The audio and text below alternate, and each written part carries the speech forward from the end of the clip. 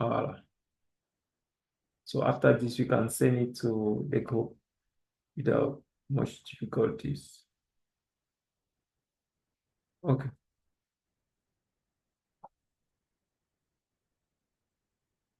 Now, yesterday we did quite a lot of things, even though some of you were still struggling with it.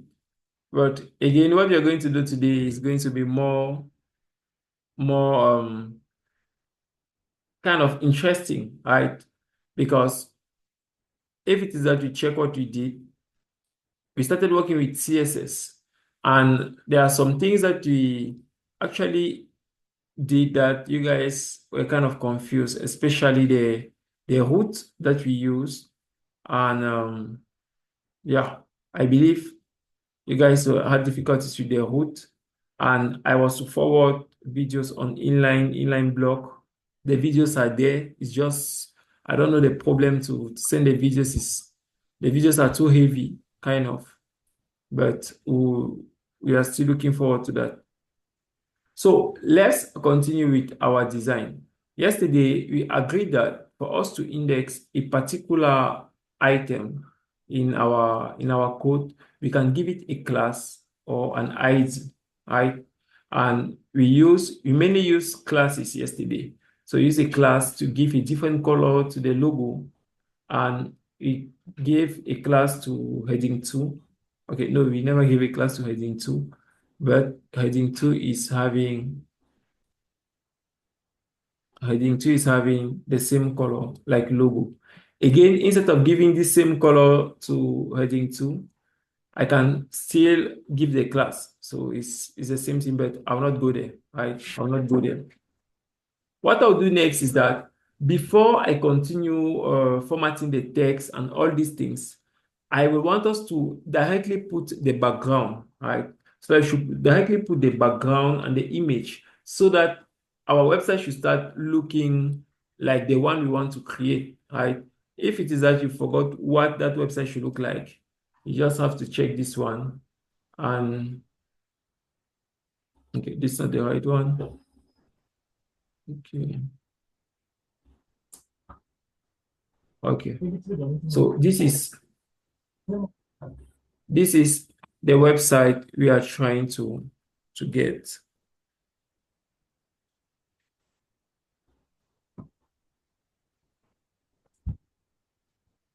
Okay, this is it. This is what you are. That's what you want to have. So now let's build this header, this background with the image and the rest. So for me to do that, remember I said we should avoid, or we should never, right, style an element in CSS by calling the element itself. Like in this case, I'm saying H2, H1. I said it is not advisable to do so. So what we will do is that everywhere in our CSS where we are touching elements directly, we are just going to give them a class, right? We'll just give them a class, and then we'll continue working. So where we have this H1, I am going to give a class to that H1, and I will call it heading primary, right? So again, instead of saying something like H1, I will instead call that class. And if you remember, to call a class, you use a dot, and now you use this. Again, you see that the same CSS is applied to it. We can do the same thing with our heading 2. We give it a class called heading secondary.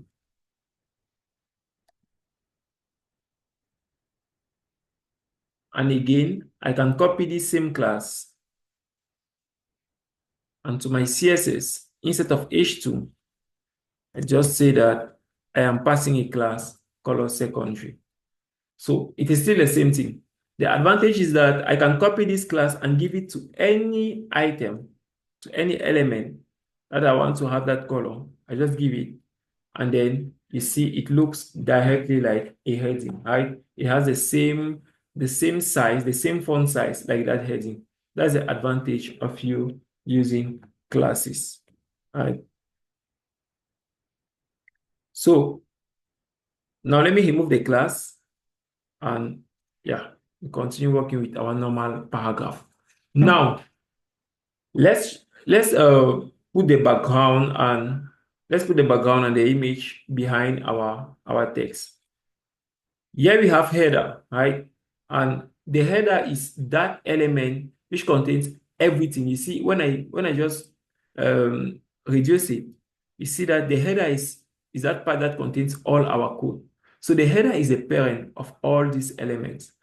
So if I want to group all these elements into a box, like the way it is here, right? You see that this is that box. Okay. I can just give a class to this header and use it to style my element. So I give a class to this header. And in my CSS, I now come at the top after the body, okay, because I like to write my CSS in chronological order. So after my body, I have my header. So after my body here, I'll come with my header too. And if you notice, I'm not using a header alone. I'm using dot because I created a class for it, right? So I'm using that. And now I can just show you a preview of this header by saying border 1 pixel solid. Now I'll use green. Let me increase the border so that you see it well. And I will put green instead of green. Okay. And now you see that for now, this is the height. Okay, this is the total height and the total width of your header. And that's normal because the height of the element is set automatically with respect to the height of the content in it, right? So there's no way it will be full width unless you set it to be full width. But also we know already that we want it to be something like full width, right? We want it to actually fill our main screen. So we are going to use one important property in CSS, but that property depends on this particular tag, right? On this particular meta tag.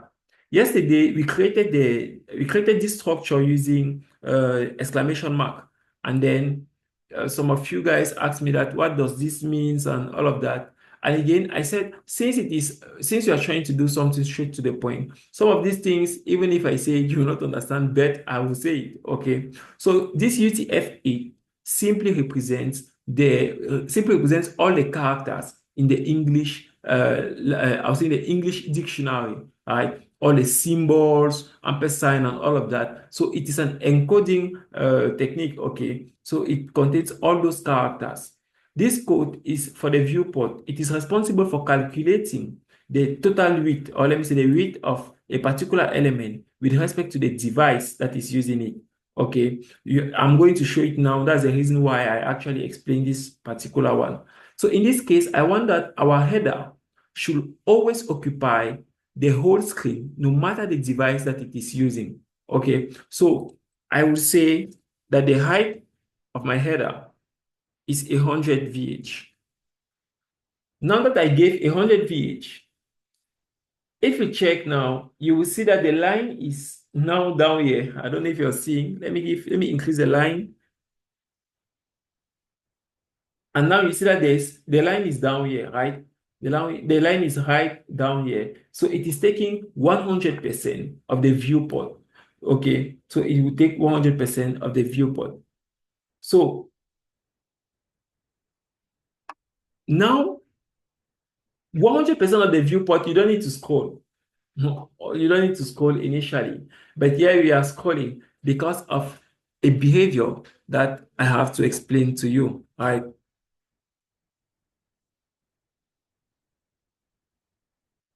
Please give me a minute. Let me check something.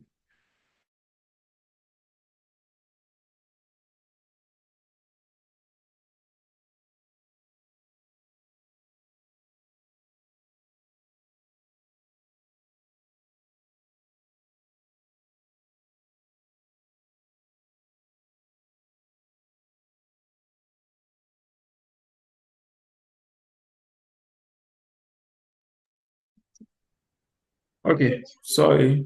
I'm back. Okay, are you guys there? The way everything is just quiet. Okay. So, as I was saying, the height now is 100 of the viewport.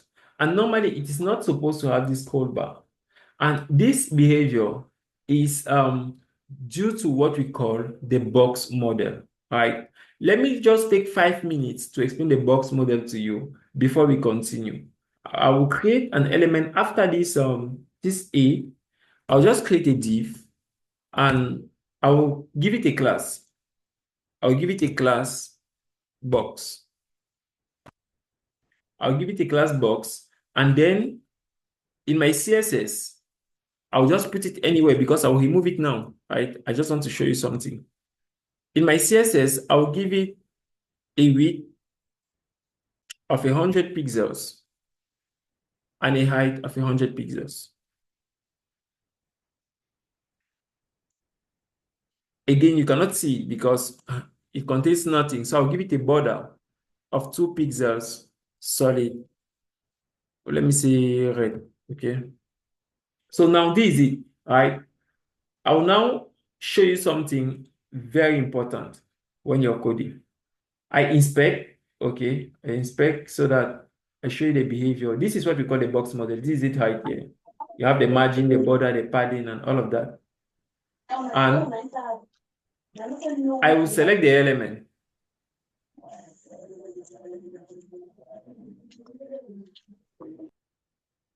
I'll select the element here.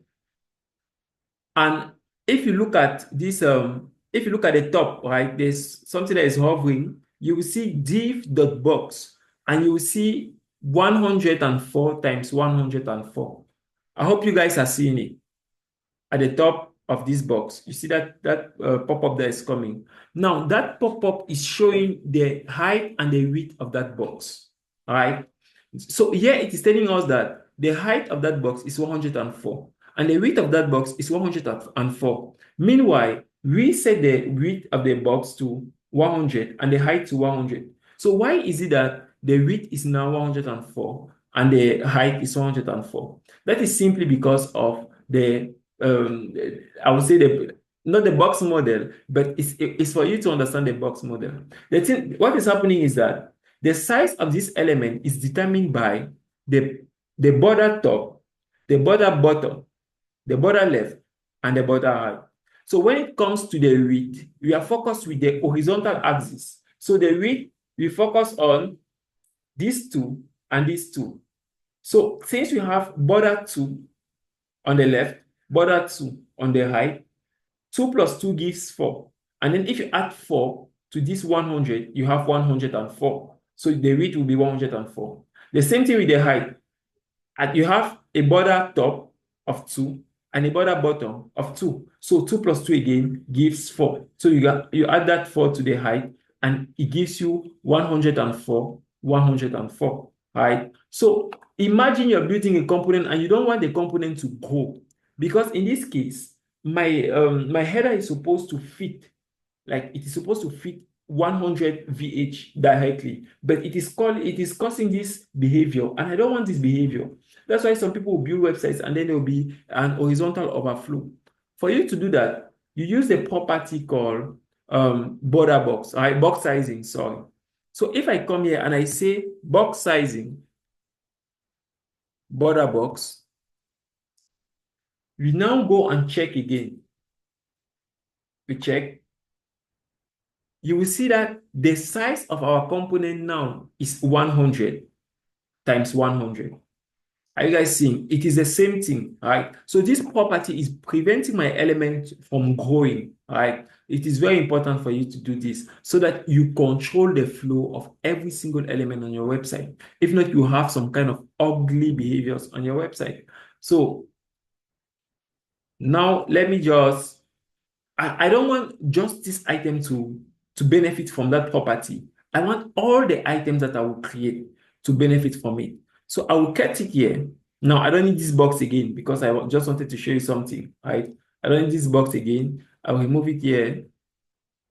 And in my HTML2, I will remove it. There's no need for it. So I'll come directly to my style.css.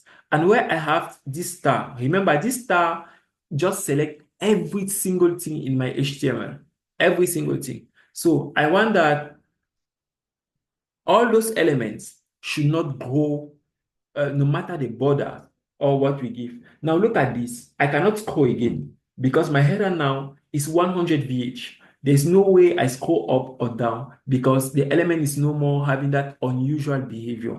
That is how you do to control your website, right? To control the layouts and all the rest. In this case now, we don't need this border again. Or let me just keep it for you to identify my layout, but we are going to move it soon. Now, I am going to check on for the image to use.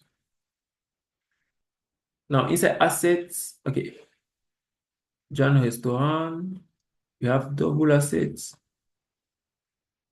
Okay, I'll just drag and drop the assets in the folder in which I'm working. Please, this asset, you have it. There is a link in the chat section. There's a link in the chat section. You guys can just click on it and follow it. To actually, you will see, you can click on it and you can download the file, right? The required files for your for you to start coding. You see all the images you are using. We never had the time to reduce the size of the images, so you just work. The website will be a bit heavy, but you are going to see what to do on at the end of the program to reduce it. So now let's give it a background. The first thing, if you want to give a background to the header, it is that header that we index. And we'll tell to that header that have a background. Now you can give it a background color. You can give it a background color. Let me say blue. Okay, let me give a background color blue. And you see it has a background color blue. All right. Again, instead of background color, you can use a background image. All right. You can say background image. Let me hide this. You can say background image. And now the background image, you need to pass a URL. It is like a path, right? A uniform resource locator. You pass a path to the particular image you want. Now, in this case, I want to access images in asset. I am in this folder. I am in Jan Restaurant. This is where I am.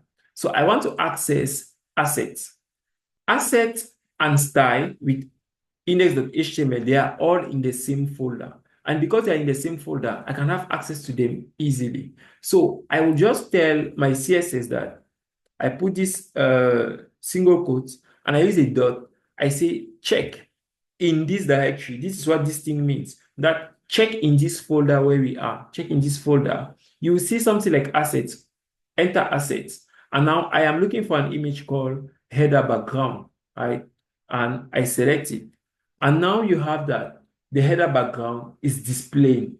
Now, it is very ugly, I know. That is because we are not yet controlling the way we want our background to display. We are not controlling the size yet. So we can just say background size, cover, right? So when we say cover now, you see it is coming small, small. So now you are seeing the burger, but it's not yet clear the way we want, right? So we'll say another thing. We say, okay, we want the image to be at the center, right? So I'll say something like background position, center. And now we have it at the center. Now the image is there, but the text is kind of, right? If you just compare, you see that everything is just somehow. Okay, I spoiled my interface because I copied the asset folder, but this asset will come just here, and put it here. Okay, it's okay. So this text now is white in this case. It is not black like this one. It's not black like this one. So I will change the color of the text. Now, I can decide to index all the items, right? I can decide to select my nav, or let me say my LIs this way. I can say that, okay, my LIs should have color white, right? White, or you hide white. You hide white. So if I say white, you see that the list is now white, right? And I go again, I check, I say that, okay, I now want my heading to become white. And where I have heading primary, I say something like color white. But again, you see that you're stressing yourself for no reason, right? You are writing the same line of code many times, and you're not respecting the dry principle, which says that you should not repeat yourself. You should avoid repeating yourself as much as possible. Now, how should we actually solve this problem? The thing is that you have to target the parent component, like the element that is having all these items. In this case, it is our header, right? All of them, they are found in our header. So I'll just say that my header has a color, okay? I'll give it a color white. And now that I said color white, all the elements will take that color by default, okay? Except the items that I gave them a color in my CSS, like I index them particularly and I gave them a particular color. So those items, they have their own colors. For example, the logo, which has this color, and the H2, which has this one, right? So that's heading secondary. Okay. So now, the next thing to do is to actually have this spacing, because if I increase the size, you see that we have this nice spacing. Okay, let me just recopy my folder and put it back so that I should not spoil that beautiful UI. So let me copy this, and it was inside this one.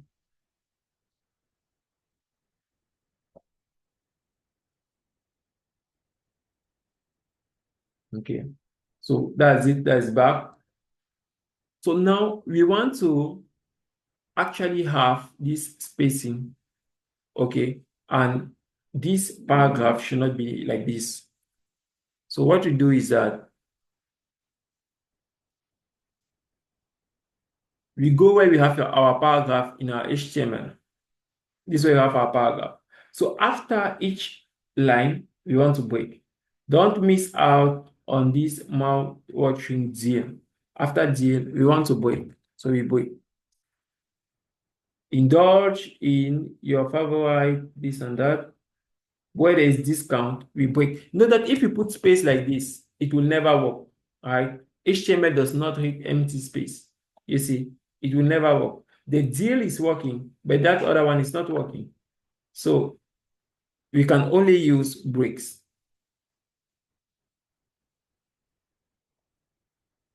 So I'll break again, and I believe that's all right.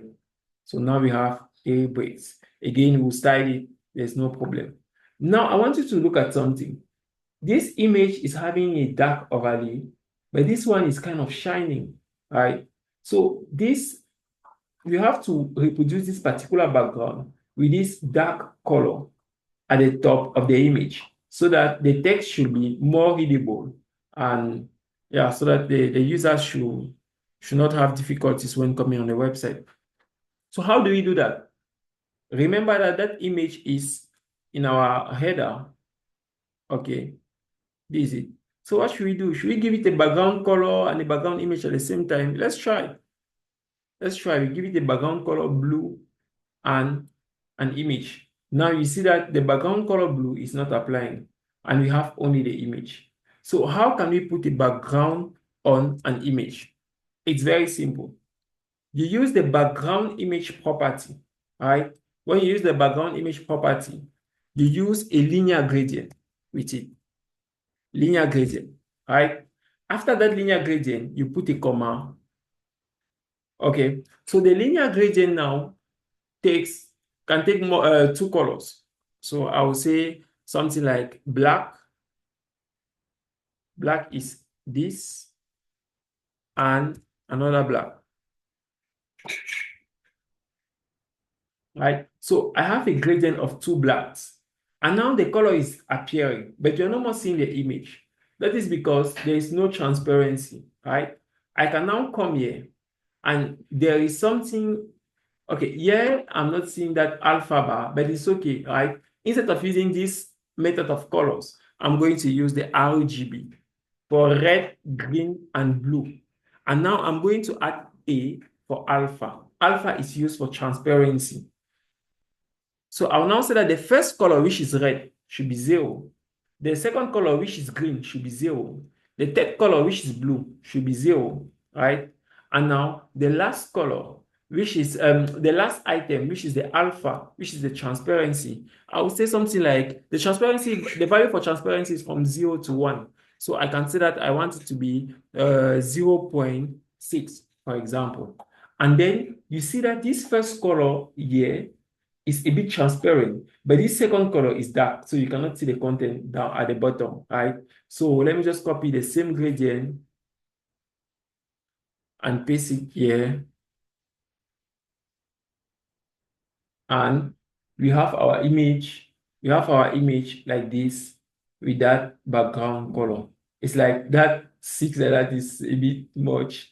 Let's go to 5 and see so that this should be more light. Okay, I believe 5 is okay. Okay, yeah. We almost have the same thing. Again, what we need to do next is actually to handle spacing. Okay, I have to remove this border, which is no more necessary. But I hope you guys are there, right? You guys are getting. I hope you're writing your questions down because you have time to ask your questions and everything. So let's continue.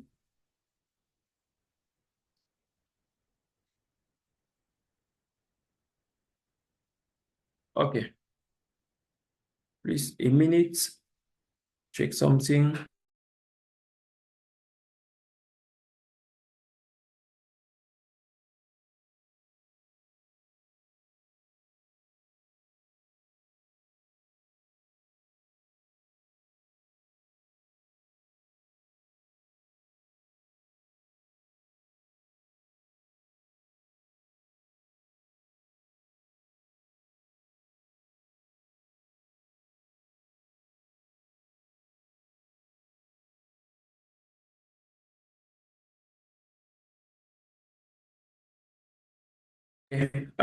Sorry for that. So we can continue, right? That was maybe, I would say 30 seconds break.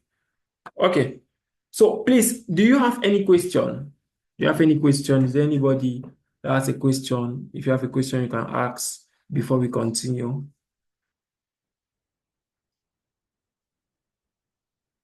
Is there anybody with any question? Or everything is good?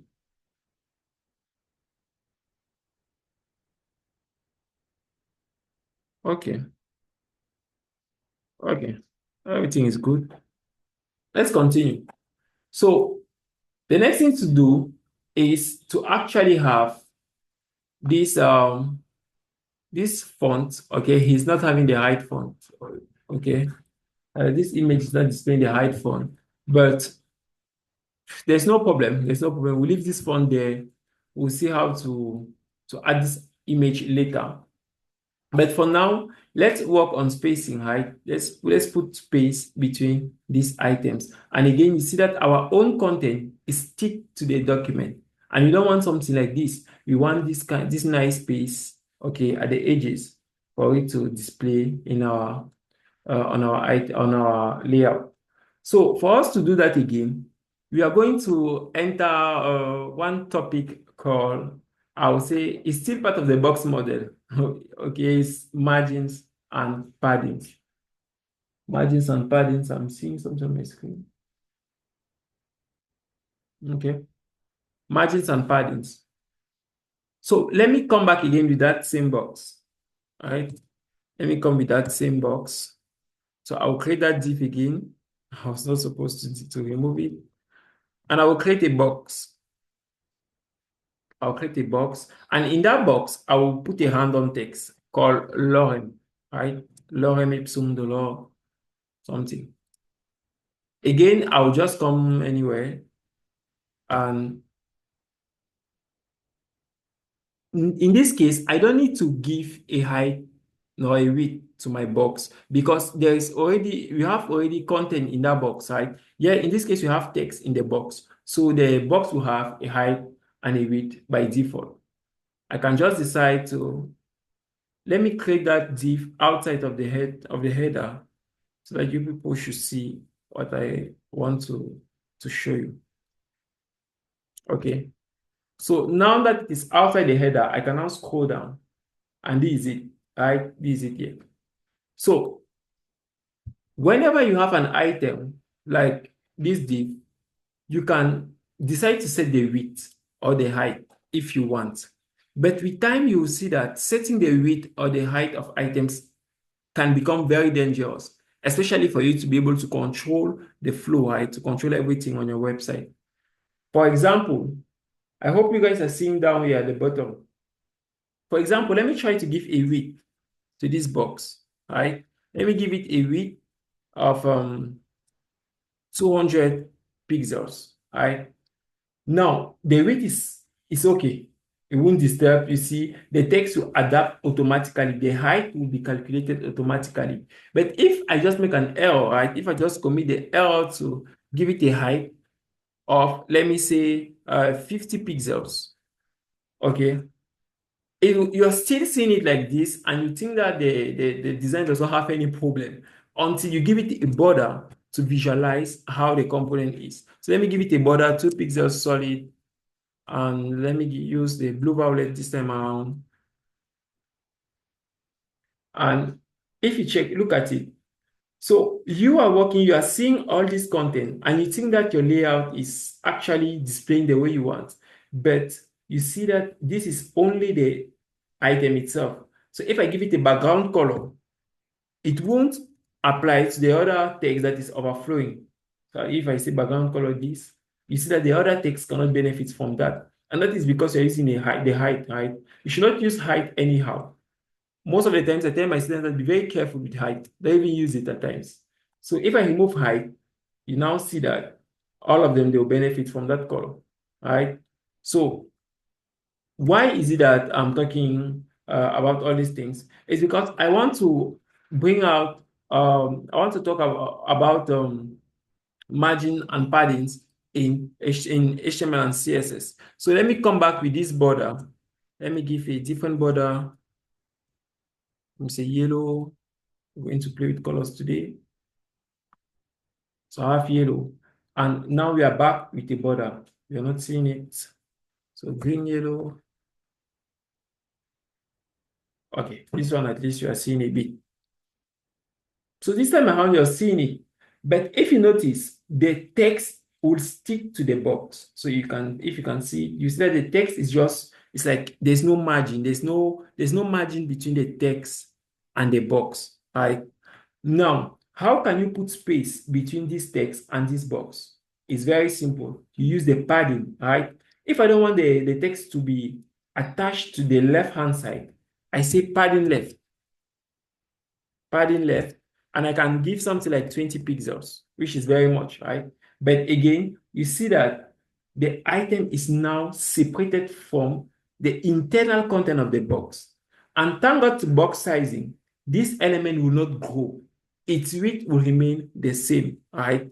So that's the reason why at the very beginning, I said box sizing border box, so that every single element that will now have a padding will not grow automatically. Again, you can give a padding top. So let me just copy this and paste and paste and paste. So I give a padding top of 20, a padding bottom of 20, a padding left of 20, and a padding height of 20. So you see now that this content is not attached to the box, but it is displaying in a beautiful way, right? So that's the same thing we have to do with our header. We want the item to be in the header, but we don't want it to be, we want the items to be in the header, but we don't want them to be attached to these edges. So for us to do that, I will now comment my box. I don't know when I'll use that, but very soon I'll use it again. So let me just comment it. And now in the header, I will use the padding. I'll use padding. Now, instead of typing padding left or padding right or padding top or padding this and that, all right, I can just say padding. I pass the value for padding top. I pass the value for padding bottom, for padding height, sorry. Bottom. I pass the value for padding.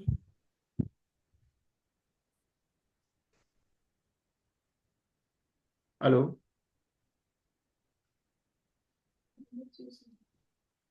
Okay. So I get the value for padding bottom and I get the value for padding left, right? So instead of writing padding this, padding that, I can just set all of them in a single line of code. So you can use this as a reference. So now I want my padding to be, the padding top, I want it to be something like, let me give it 200 pixels just for you to see. And then you see how here you have 200 pixels. But the problem now is that I use just padding and I pass just a single value. So what will happen is that the padding top, the padding bottom, the padding left, and the padding height, they will all have that padding, right? That's not what we want. So we can just give the other values. So apart from top, let me give height. Height, I want something like 100 pixels. Bottom, I still want 200 pixels. And left, I want something like, let me say, 100 pixels. Again, you see that the space here is different from the space here, right? It's just a way to, I'm just trying to show you how to do this, but that's not the padding we want, right? If you check our layout, if you check what we have initially, there is no padding. There's no padding between these items. Okay, there's no space between these items and at the top, right? So there's no padding top here. You have padding left, you have padding height, and I believe that's all. Please, who is writing on my screen? Someone is writing. Who is Fedgar? Who are writing? So let me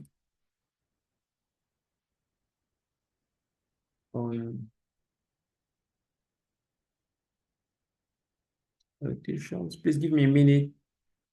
Let me try to go.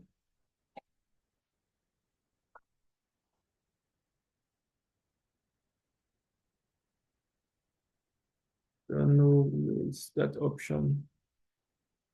Admin, please look for that option to remove those annotations on your screen there. Please give me a minute. Let me remove these things.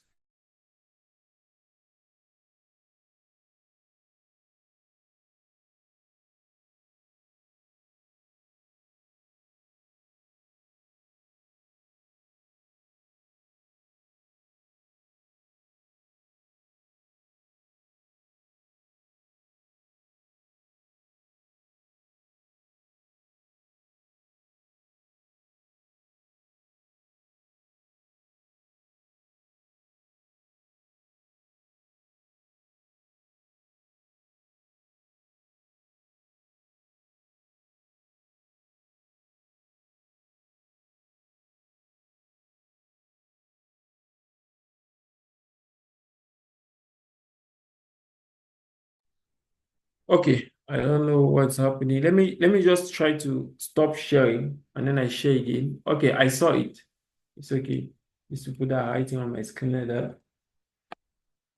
Guys, I tell you. Okay, so I can continue and now let me get back to, yeah, let's continue. Please don't write on my screen again. All right. So, let's see.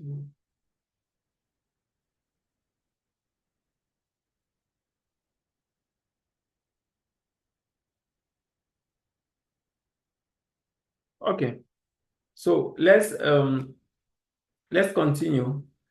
Now, as I was saying, we don't want this padding at the top. So in this case, I will say padding top. I don't want any. I say 0. 0 is enough, right? There's no padding at the top now. And I want padding left and padding height. Let me check. It looks small. So let me increase it. Let me increase it to 200 pixels. So padding height 200, padding bottom, I even want something. Yeah, padding bottom 200, and this one 200. So this is what I have. This 200 looks much compared to, yeah, it looks much. So let me use 150 instead. Again, when you'll be coding, you will use different values, right? It's not like you have all those values in your head and you just show it like that. No, when coding, you calculate it yourself, you see if you want it or not, and then you use it. Okay. So for now, let me leave it like that, even though like this is kind of okay. So the next thing is that we have some kind of spacing between this and this, right? This for the love of delicious food. We have space between it and this item. And now we are not going to use padding in this case because what we have to do now is creating space between two elements. Creating space between two elements. So we are not using padding because padding is used to create space in an element, right? But the other one is used to create, margin is used to create space between two elements. Let me bring back my box. Okay. Let me bring back my box. This is it here. And you see that there's no space in between my box and my header. But now I can give it a margin. I can give it a margin. Let me say margin top, right? I want it to move at the top. So a margin top of 300 pixels. 300 pixels. So now you will see that there is space between this item and this. You see, so margin is external space. Meanwhile, padding is internal space. So it's really not complicated. When you start building 1, 2, 3 times, you become used to these things. All right. So in this case, we want our title to have a margin. We want it to have a bit of spacing. So there should be space between it and the navigation. Let me comment this again. And now I can go, I have my heading, and I'll give it a margin top. I'll give it a margin top of, let me say 142 pixels and see, just like that. And it's very small, right?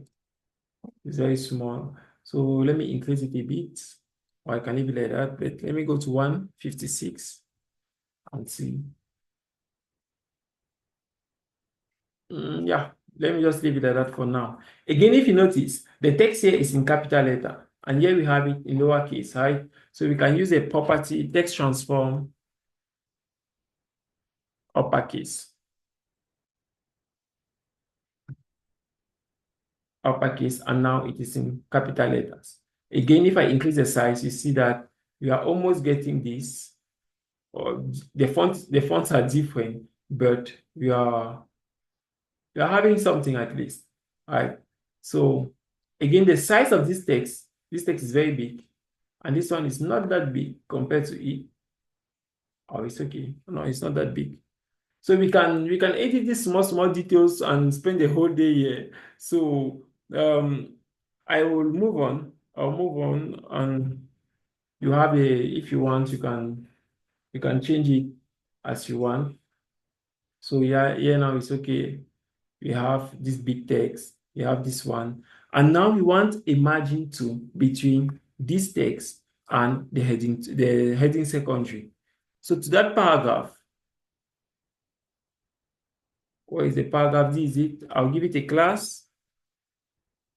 And then that class, I'll call it header paragraph.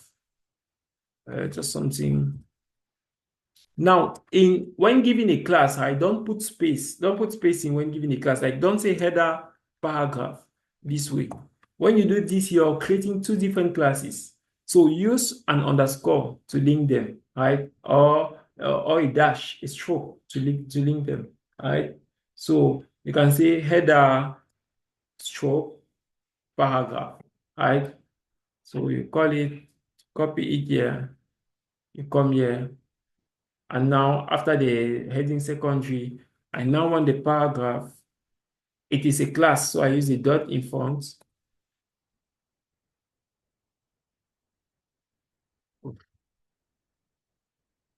And now I give it a margin top of, let me say, 54 pixels, and see again. And yes, it is, it's not bad. Now the text here is stick together, right? It's like they are too close. So I can use what we call line height. Already here we have an overflow already, which is normal because we are not coding for responsiveness.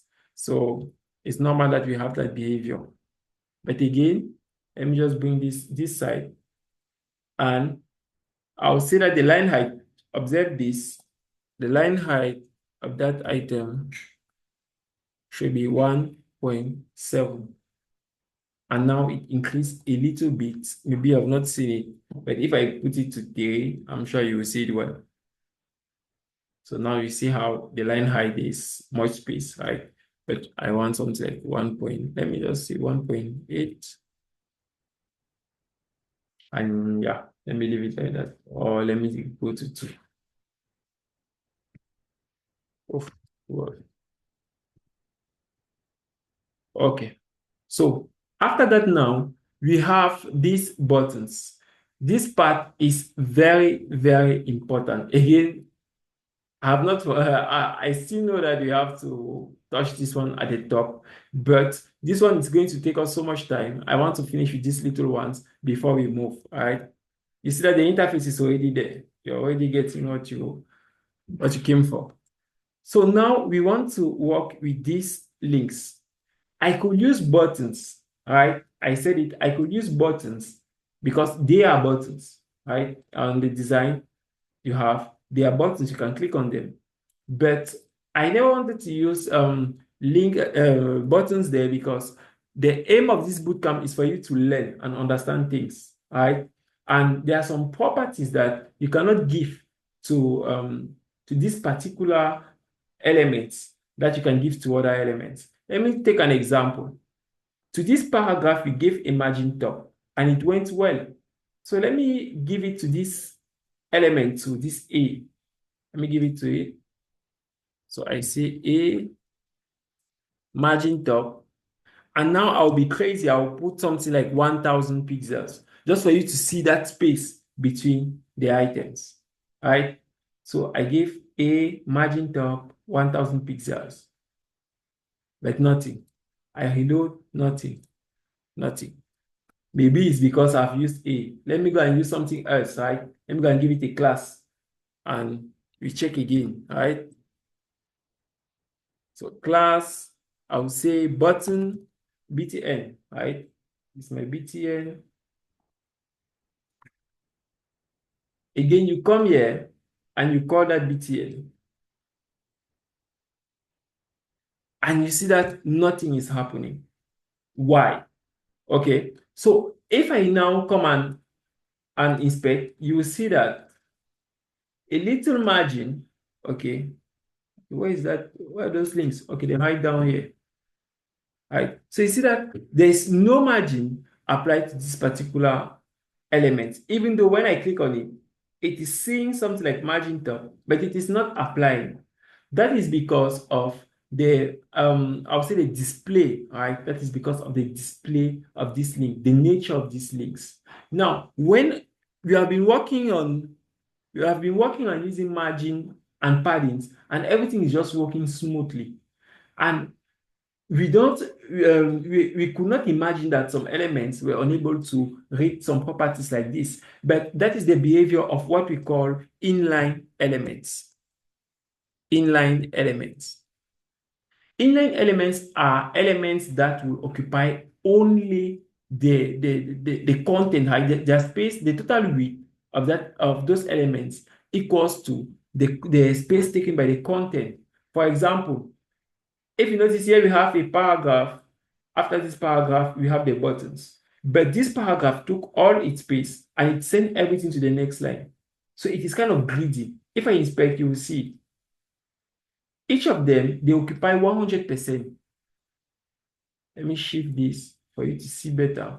So if I come on this paragraph, you see that this paragraph will occupy all this width. If I come on this header, you see that this heading, you say it occupies all this width, even though the content is not there, even this one. So these elements, they have what we call a display block. They occupy 100% of the width of their parents.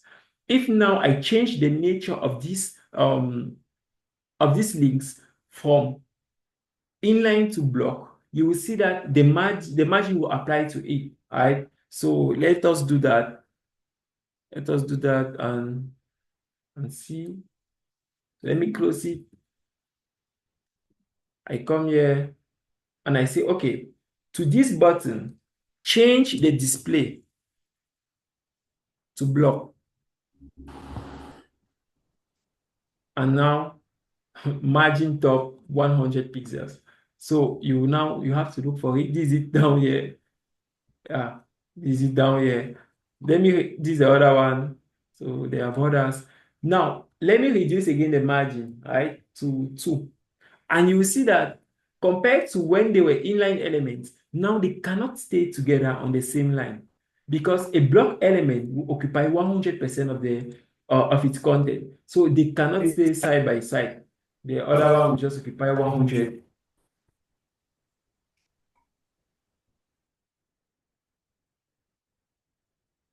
Okay. So the other one will just occupy, you see, they are occupying 100%. But now the advantage is that they can have a display block. So they can now read margin and paddings perfectly. All right. That's why at times when you're working with links, you have to be very wise. And again, when working with links, that one is also another topic. Because when working with links, there's a way of using CSS with links that you have to actually know, right? And I will show it here. The first thing is that our buttons have the same design. Let me remove this so that it should not be.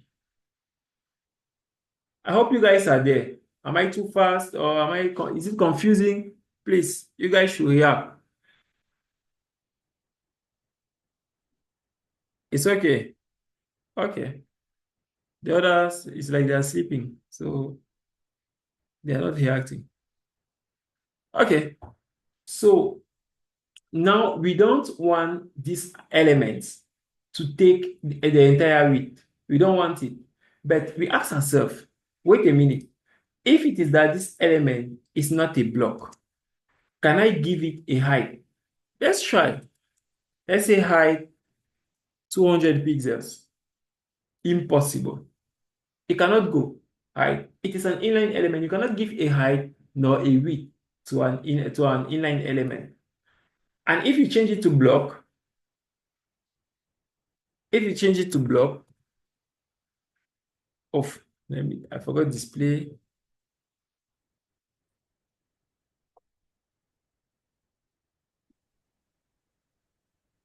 If you change this to block, it can now read, right? Can now apply that particular CSS. But again, you see that they have the height of the element is now 200 pixels. So you take that 200 pixels. Anyways, how do we solve this kind of issue? The solution is inline block. Inline block. So as the name indicates, an inline block element is going to permit to the element that is having that display to have a height and a width and to read margins and paddings perfectly.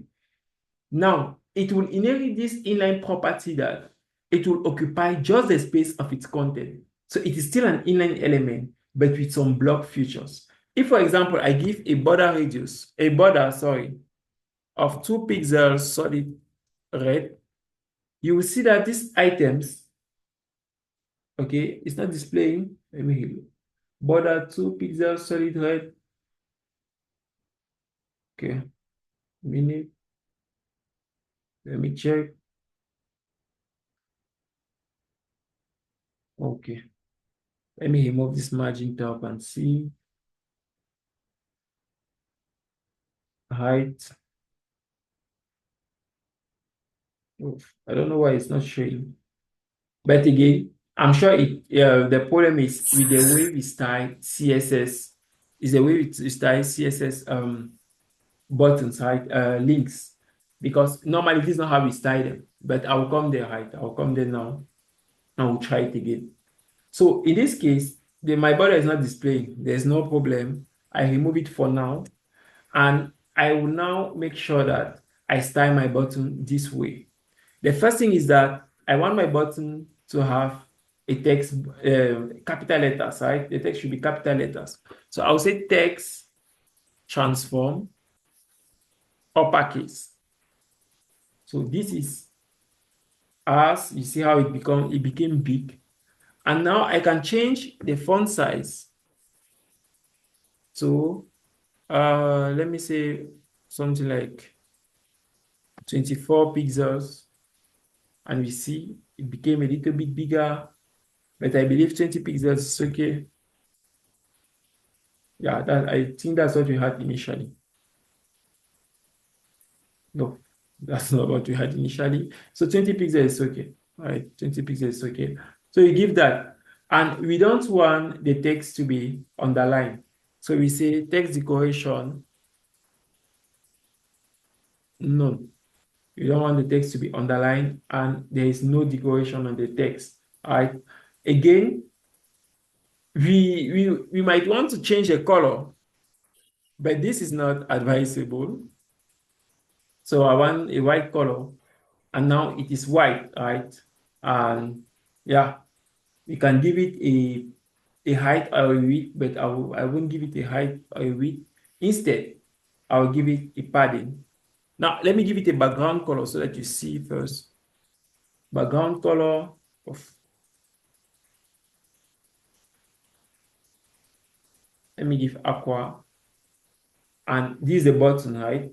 Now, I can decide to increase the height or the width, but it won't really help me. I prefer to give it equal spacing, left, right, top, and bottom. It will still center my element. So I'll just say padding on all the different corners of my element. I want a padding of 20 pixels. And now you see that you have that box appearing, right? So that's a bit it. Again, you can give margin top now, and it is going. If I even increase it to 54 pixels. Now, there are many ways you can do it too. Honestly, there are many ways you can use. Other people will put it in a div, they will flex. You can do it the way you want, right? But for now, we just decided to do it simple like this. Now, these two buttons don't have the same style, right? They don't have the same style initially. So for us to style it, we'll just make sure that all the properties they share together, we will give it to them. But later on, we will modify some particular elements. In this case, we want the padding top and bottom to be lower than the one left and right. So I'm going to use this shorthand. Padding top and bottom should be 10 pixels, and padding left and right should be 20. So that is it. It's a bit somehow. So let me say 15, right? Yeah, let me leave it like this. And also, yeah, for now, I'll give them border radius. Right? Border radius is to control the edges on each element. Let me just increase the screen so that you see it well. Okay, let me leave it like this. So I'll say border radius. You can decide to give it percentages if you want 50%, and you have this ugly shape. You can decide to give it 50 pixels. You will still have an ugly shape like this, which is not what you want. Or you can decide to give it something like 10 or 15 pixels to have some kind of, yeah, I like this one. So you can have something like this. Now, when coding, you can do your own shape, right? It all depends on you. But for now, this is what we'll use. Again, we don't want them to have the same background color. So I'll just remove this code here. And yes, that's it.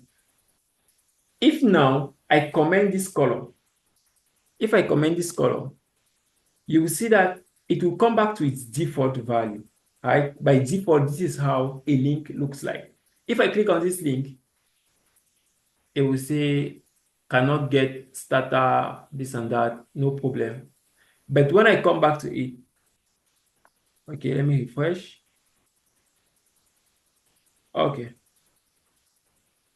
Now I want it to show a particular behavior, but it's not showing. But no problem, right? No problem. That's some that they say that.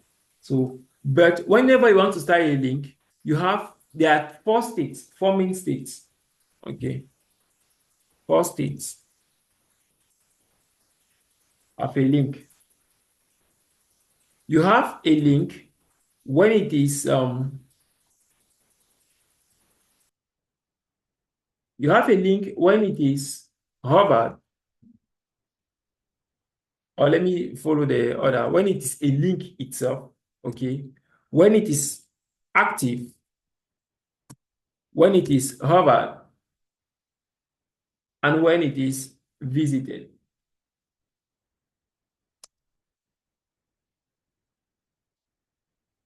Okay, so I will index the four states quickly so that we should move before we have less than the time is already coming to an end. So we have less than 1 hour. So let me index the state. So I will still say button, but in this case, I'm indexing a particular state of that button. We call it pseudo classes, right? So I'll index a particular class of that button. For example, when the button is a link, that is when the button is normal, when it is that normal button. I want the color to be yellow. So now like this will become yellow because now it is a link. Now it's just stable, right? But now I want to index another state of that button. But when that button is active, so when you click on it, I want it to become red, right? And look at it. When I will click on this button, you will see it will become red. When I click, it is red. When I leave it, it is yellow. So you have the link state, that is its initial state. When you click on it, you have the active state. And now you have two other states, which are the visited. Now, the visited state is when you click on a link, it brings you somewhere, you come back, you're good. So let me say color. Let me use something like a shiny color. Yeah, this one. And now I will remove this Facebook link and I'll say that this thing should go nowhere. It should not open any website.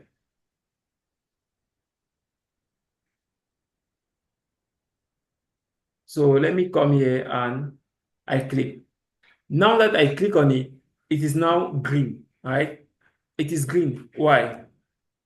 Let me check my CSS. So my code is saying that if you have already clicked on a link, so if that link has once been visited, change the color to green. And because I click on this link only once, it is already green and it will not come to yellow again unless that link is virgin, right? So that's a bit it. You have to actually control all these behaviors when using your CSS. It is very important. So the last state is when you have on hover, when you hover a button. So let me say color white. Now, each time I will hover, it will be white. Are you seeing? So you have four main states when you're signing a button. Now, whenever you are styling, I will advise you not to use, not to do this, right? Not to write each and every one. No, you group them into two. It is very important. You group the link and the visited together, because remember, after you visit the link, that color becomes its initial color. Okay, so it is advisable to always group them together. So the link and the visited, you group them together. And now I don't need this. And the active and the hover, because when you click, it is active and hover at the same time. So you give them the same properties. You use a comma so that this and this. I hope you guys are there. I'm recording this thing, so don't worry. We'll share it. Okay. So now like this, let's try to style the button now on its own. So by default, whether this button is a link or not, it will have these properties. I can share this class anyway. But this one, it will apply just to buttons that are links. And it is this href that makes a button to be a link. Okay. So now we want two different buttons. The first thing is that the buttons themselves, when they are not visited, they have that white color. So I will say color white, right? I'll leave it white like this. So initially they are white. Now the first color is having a different CSS from the second color. That means you have two different buttons, right? Again, because the two are different, I will add to each of them a different class. So they all have the button class. Now I will add a class button secondary and button primary. You see, so now they all have the same class. So I'm working. They all have the same class, but now I want to style them differently. Already they share these things in common, so I'm not going to touch it again. But now I want button primary. So again, this color, I can just set it here. Or let me remove it here. Yeah. So I want button primary. In this case, I can just use, I can press Alt, okay, and everywhere I have button, I click. So button, oh, I miss it.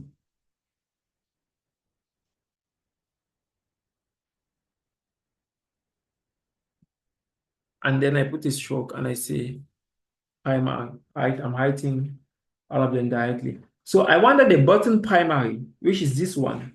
When it is a link, the text should be white. And after that, the background color should be this color that we created at the beginning. This one, color primary. So I say variable. So I'm using a variable and I say color primary. So now the background color is that color, right? And I want that when you hover it, the background color should now change from color primary to color primary light. So again, these are variables that I created already at the top, right? So when you hover, you see, it becomes kind of, it shines. And for us to give some kind of beautiful animation to it, I can say transition. Now you can decide to control just the background that I used to say all 20 seconds. So any transition that you're doing, look at it. Okay, it's now smooth, right? Maybe you're not seeing, but it is very smooth. I can even increase it to 1 second for you to see the change. You see, so it's taking time to shine. Yeah, and see when I refresh, the way the buttons are appearing. Oh.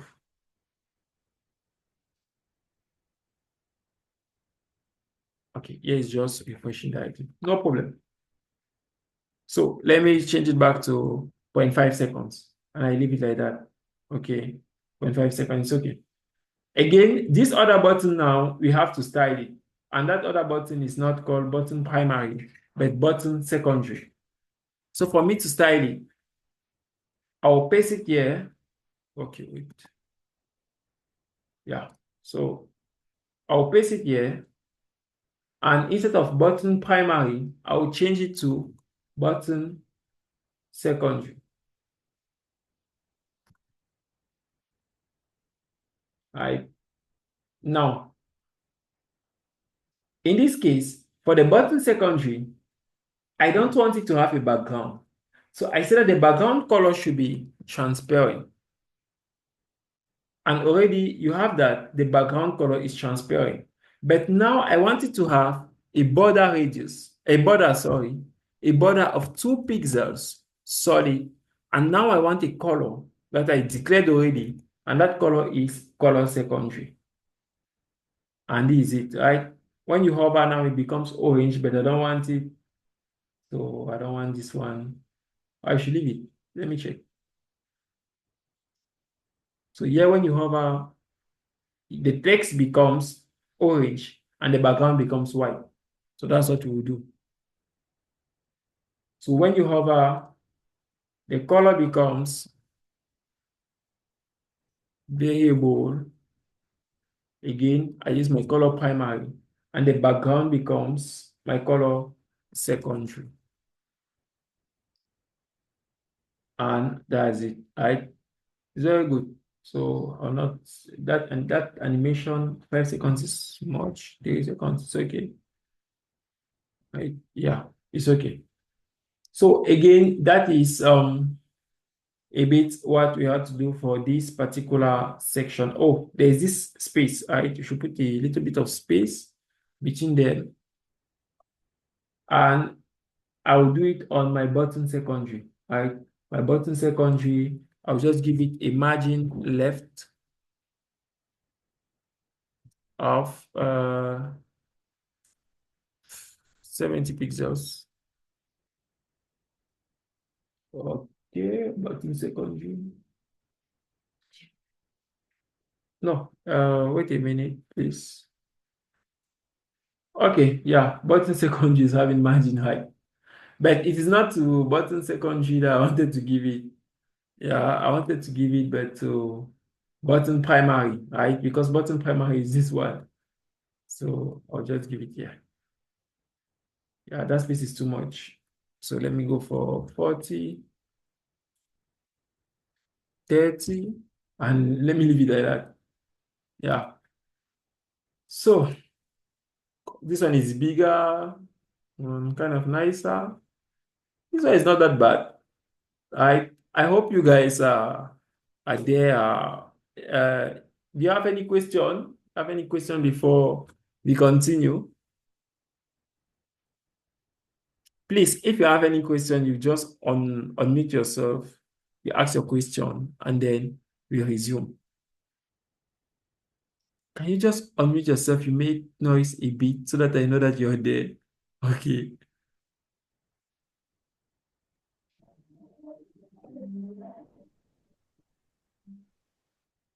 Okay. So, how is it? Is everything okay? Are you guys? No question? Okay. Okay, no problem. So, the next thing on our website. Yeah. Sir, The next thing on our, yes, I'm with you. so concerning that, I don't really get it. Please, can you enlighten Concerning me? the Visited the. Okay. The link is Okay. Now, I said whenever you click on something, right? Whenever you click on something, let me just Criminal. for it.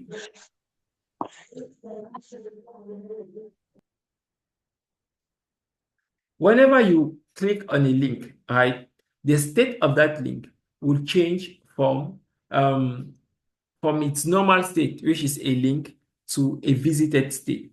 So I said that, let me create another link so that since I've already started that one, right, let me create another link at the bottom and see. So where I have this box, I'll just remove it to put the link. And this link is not going anywhere. I'll put here nowhere.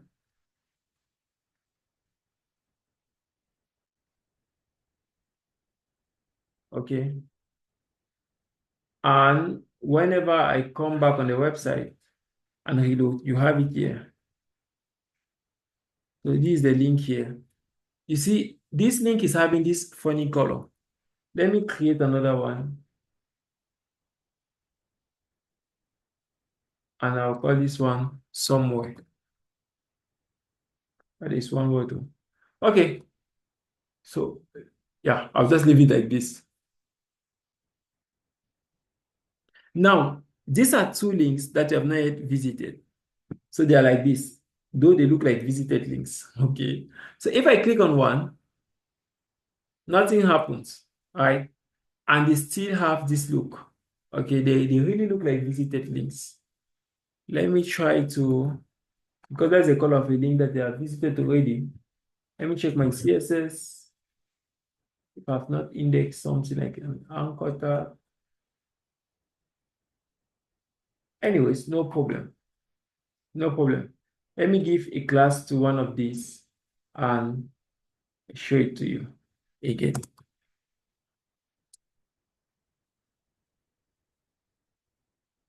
I'll call it new link.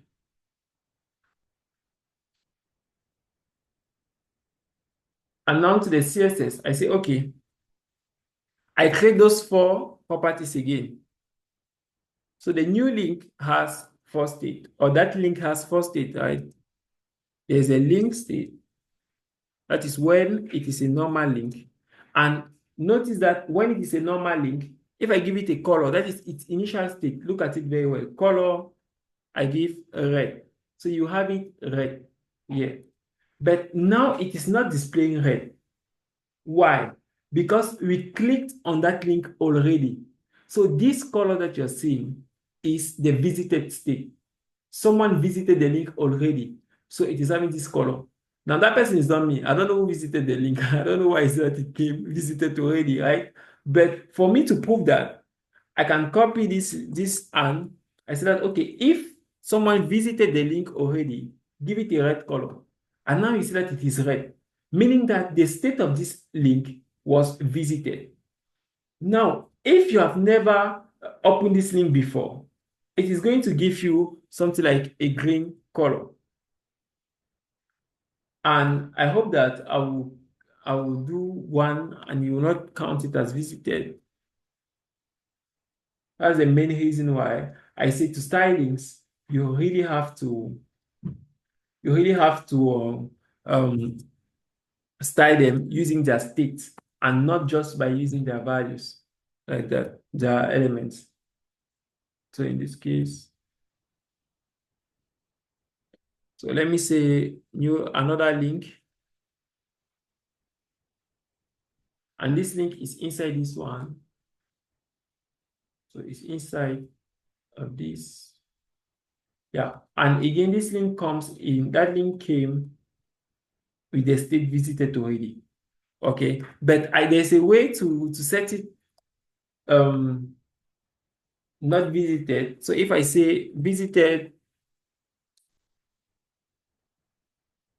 equals false, I think something like that should work. Okay, it's not working. It's not working.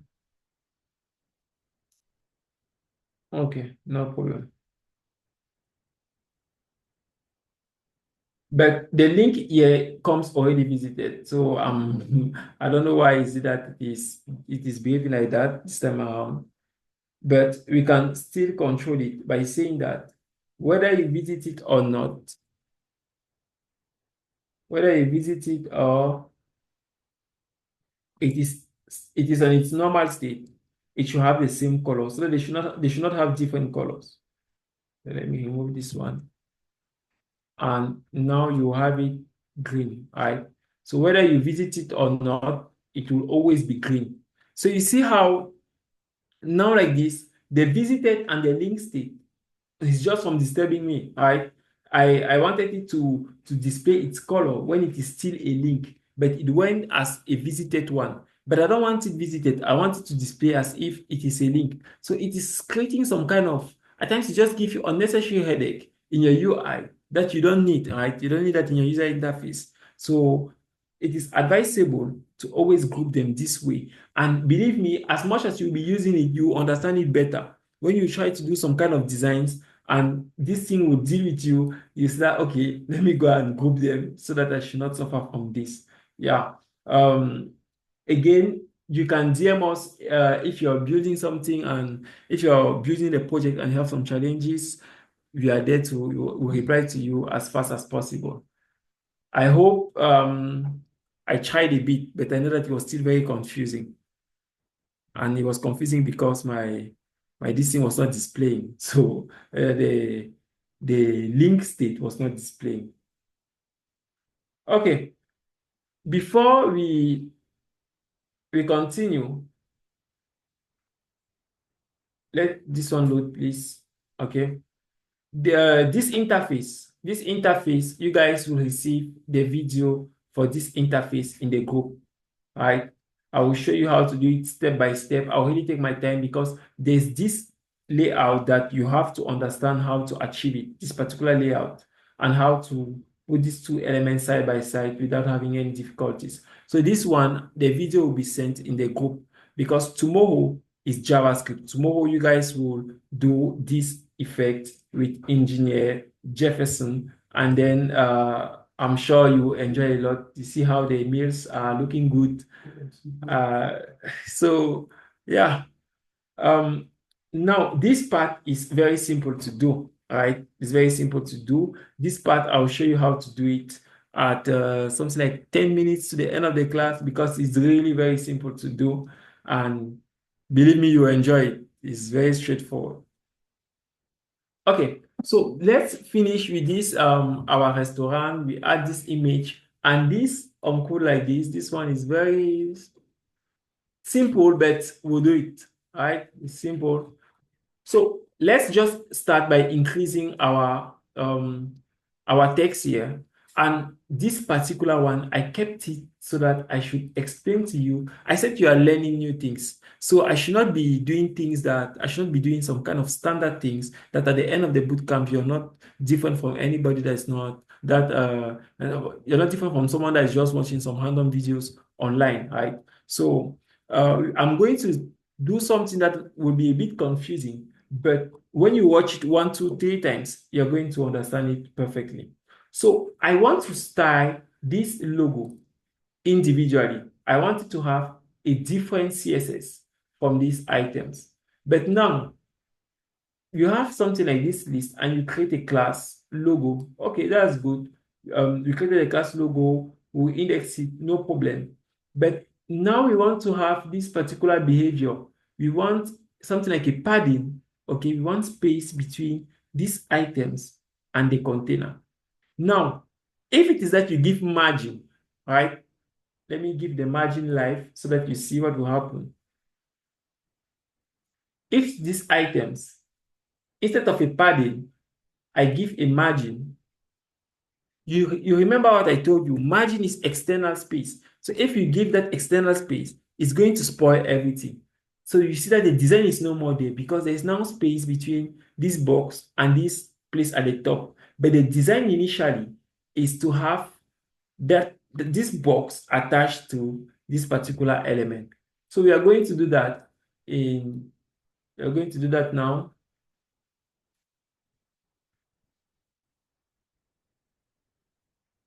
So the first thing is that I will increase the size of my fonts, of my logo. So my logo already we have a font size of let me give it 24 pixels, and let me just change the font to make it look different. Okay, I index the height. Okay, logo, not log, logo. And now it's bigger, and I can give it something, I can give it more, 48 pixels. And I can change the, okay, it's too big. It's too big. Let me say 32. And I can change the font family, a font family to something like curly. Is that cursive? I'm not seeing the change. So that font is not really. So let me leave it like that as it was, poppins. Right? Let me leave it like that. But again, you see that now our items are not well, the alignment is kind of, is somehow, this text here is very small, but it's okay. I'll leave it like that, or I can increase. If my team tell me to increase, I will increase. Oh yeah, is it? Okay, yeah, it's small, so it's okay. So now we want to align them in such a way that they will be centered. If you remember, the UL, we did a display flex. Okay, we did a display flex to this UL for it to align all these items horizontally. And we said justify content space between for it to put equal amount of space between each of these items. Okay, we did no calculation, right? Nothing like that. Now we want them to be aligned vertically, right? And to align them vertically, you say align items center. Note that if you don't give the display property flex to this whole container, these two properties cannot work. All right. Now you see that they are all aligned, or they are all perfectly aligned horizontally. Now, let me just give to each of them a something like a border. Just give them a border to see how it goes. So that UL, I said you should not style elements directly like that. So I should follow what I said. So yeah, it is a class now. It's no more the element itself. I'm working with classes only. And I now say that the element with the class UL, I select all its LI. So that element, all the LIs in that element, I select it. Okay. And I now decide to give them a border 1 pixel solid. And now I choose my color secondary. So now you see this is it here.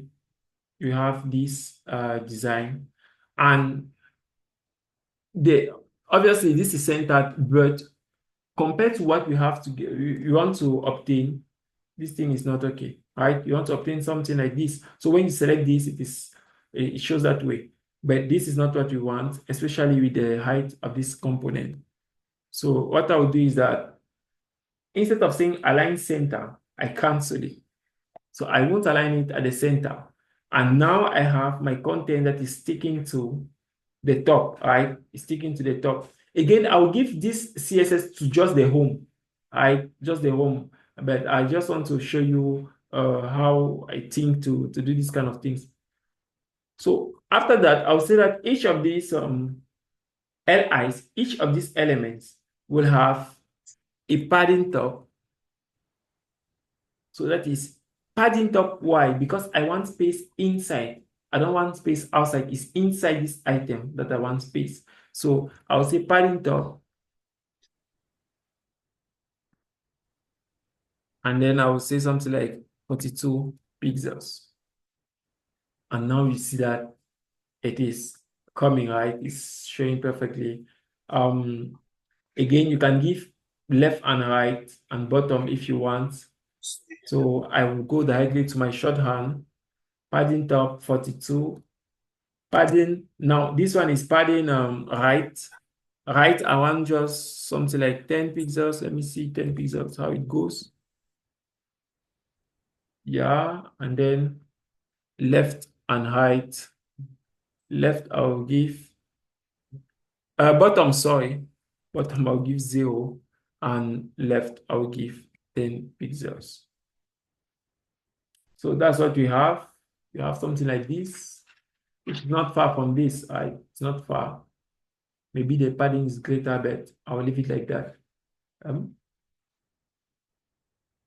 okay. So here the border, let me increase it. And yeah. Now I don't want all of them to have this. So I will not give it to all my LIs. Instead, I want just the home to have it. But the problem is that my home is this second LI. It is not actually, it does not have a class yet. I can decide to give it a class directly, or I can decide to index it differently.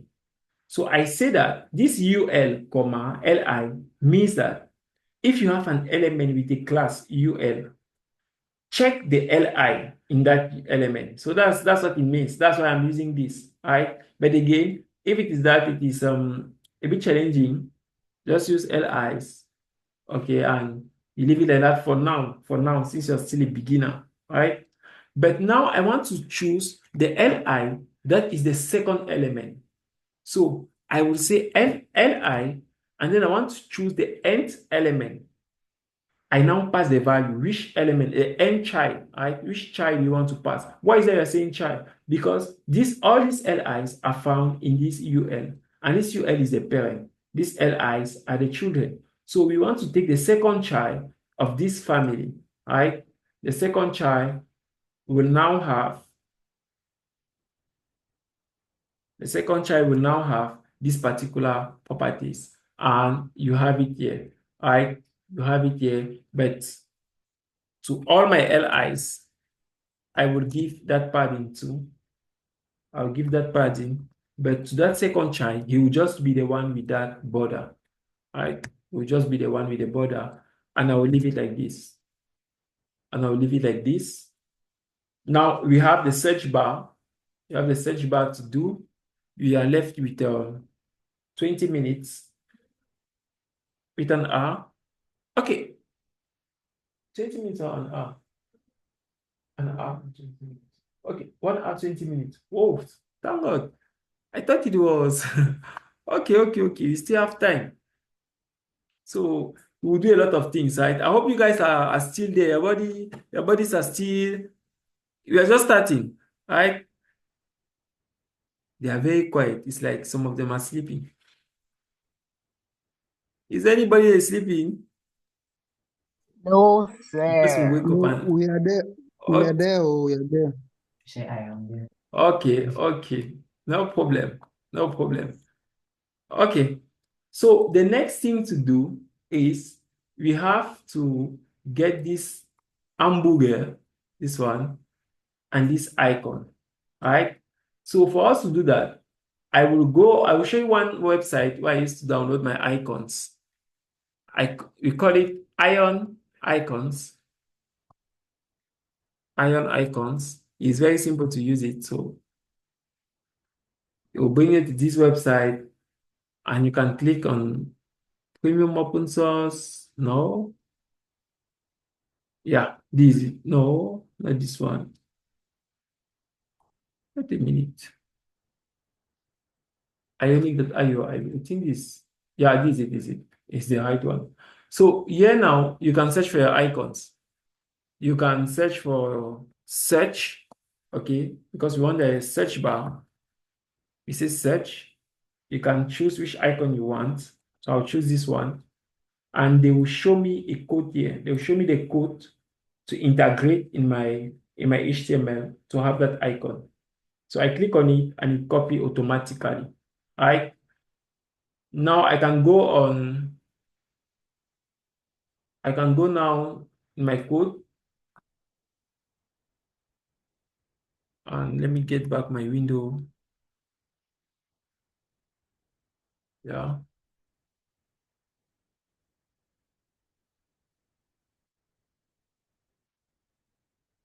Yeah. I can come now in my code where I want to put the icon. For example, that search bar, I want to remove this text search bar. I want to remove the text search bar and put my own this thing, my own icon. So I have something like this.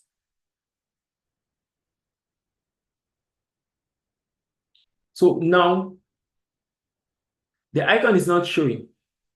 That's very normal, right? After that search bar, if you check, oof, after that search bar, you have something like an input field where you can write, right? You can enter anything to search. The search is not working, right? You cannot, if you click on enter, you will not search. It's just there for decoration, right? So I'll come again here after the icon, after the search icon, I will now put something like an input. So this input will enable the user to input something, right? He can type anything. That's it, that's displaying. From here, you can type anything. So the input is there. Everything is good. You see how without CSS, these things look very ugly, right? So the type of what we're going to enter is a text. So I'll allow you to type text, and yeah, that's it.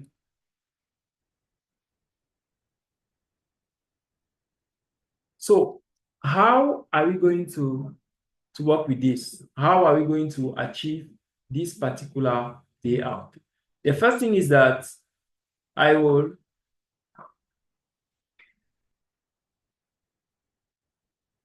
the shortest method I will use, right? This is really a shortcut. I don't want to overstress you guys.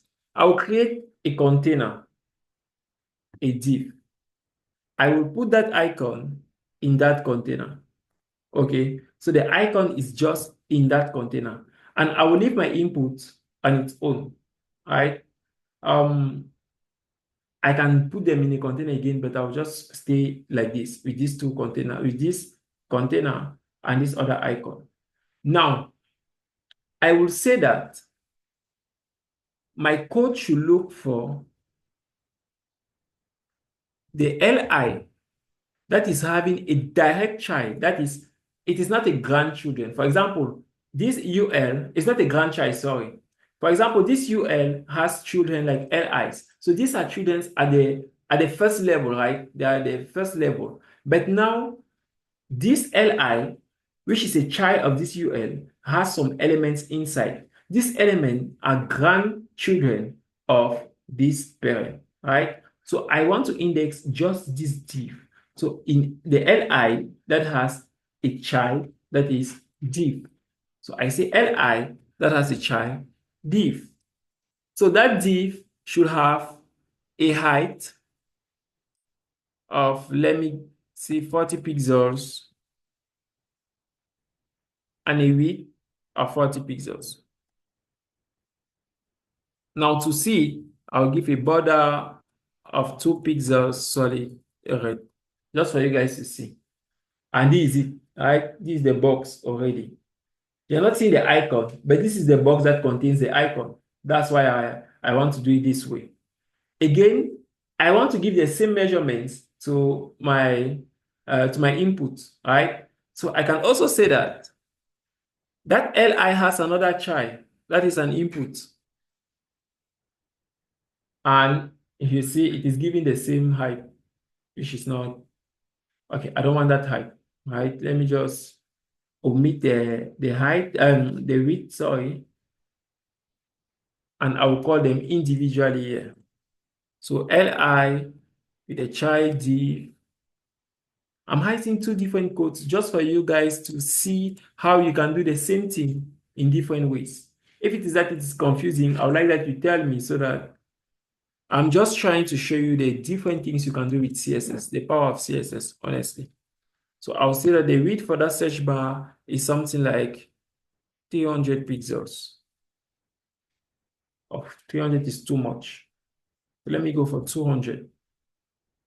Yeah, 200 is okay. So now you have this box at the top and this one at the bottom. But what we want to achieve is actually these two side by side. So what we will do now is that we are going to ask this parent container, this li, to flex, to align all its elements side by side. How do we do that? we index it again using this same method, right? It can be too much. It can be too much for you. I understand, but believe me, you need to know these things. You need to know that these things exist, so that when you practice and you do different things, at least you know that, okay, I saw this somewhere and I have to study it, right? So let me just say that the li, that is the last child. In this case, I'm selecting the last child directly. He's the last one, the last born of the family, right? So that last child should now align all its elements side by side, display flex, and now they are side by side, straight to the point, right?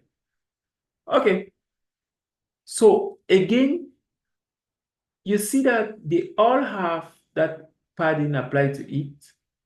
All of that padding applied to it. Even here, this one is not having that much padding applied to it, right? But I'm not going to handle it now. I'll just leave it like this. It's okay. I'll leave it like this, and later on, you can do it as exercise to modify it, because I have other things to show you after this. So let's now style this particular box. So in this case, we are going to say that this div, this first one, this small box, the one that is supposed to contain the icon, it is not going to have a border right. Okay, so I will say border right. This border height, I don't want it none. You see, the border disappeared. And this other one, this input, I will say border left, none. Again, you see how they are already a single component, right? You see that they're already a single component. So now I will say something like, this input, you see the input is having a background color white, but I don't want it. And when I click on it, you see there's this funny outline that is coming. I don't want it to. So I'll first say background color transparent. So there is no background color again. So we have this output already, right? We have something like this. Again, you see the outline is there, and we don't want the outline. We don't want the outline. So I would say outline none. You don't want any outline. So when I click now, there is no outline. You see a bit, very straight to the point, very simple. Now, where is our icon? Right? You are looking for our icon. This is it here, but we are not seeing it. We now have to call our icon and give it a height and a width with a class. So let me say class. I'll give it a class. I'll call it search icon. And now in my style.css, I will now say that, okay, my search icon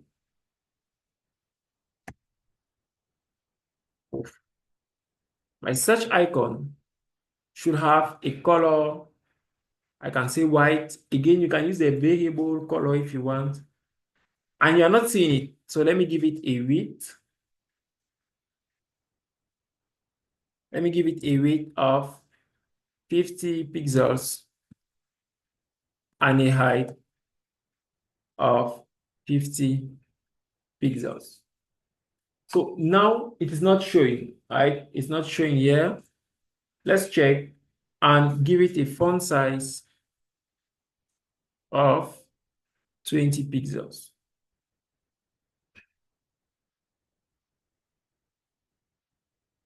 Okay, now I'm not seeing my icon displaying.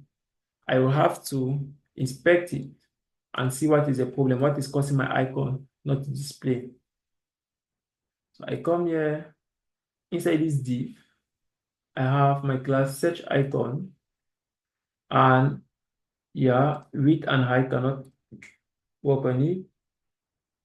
So the display inline property prevents. Okay, so it is having a display inline, which is really not bad. Let me give it a display block and see what will happen to it. I can hide my code here, right? I can hide my code here to debug. to debug and see what's happening. So display block and see, and again it is not showing, right? Not showing.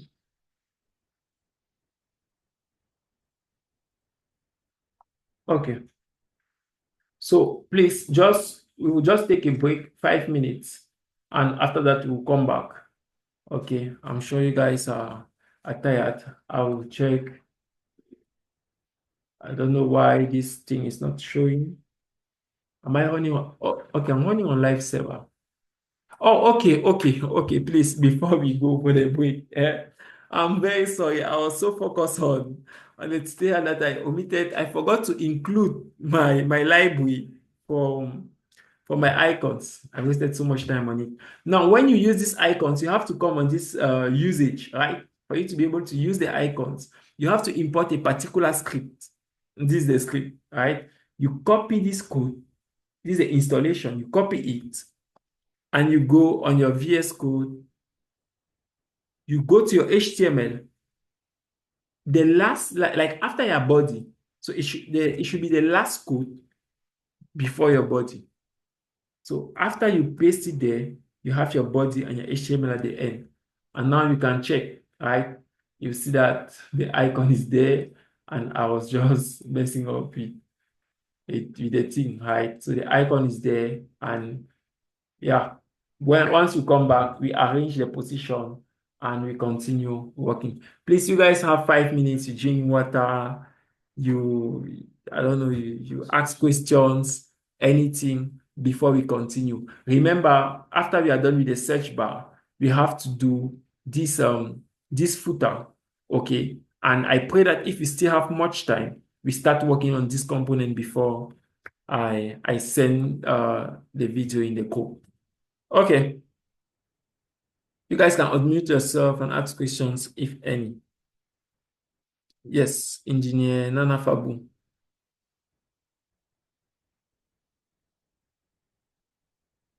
Yes, Nana Fabu, your hand is up, right?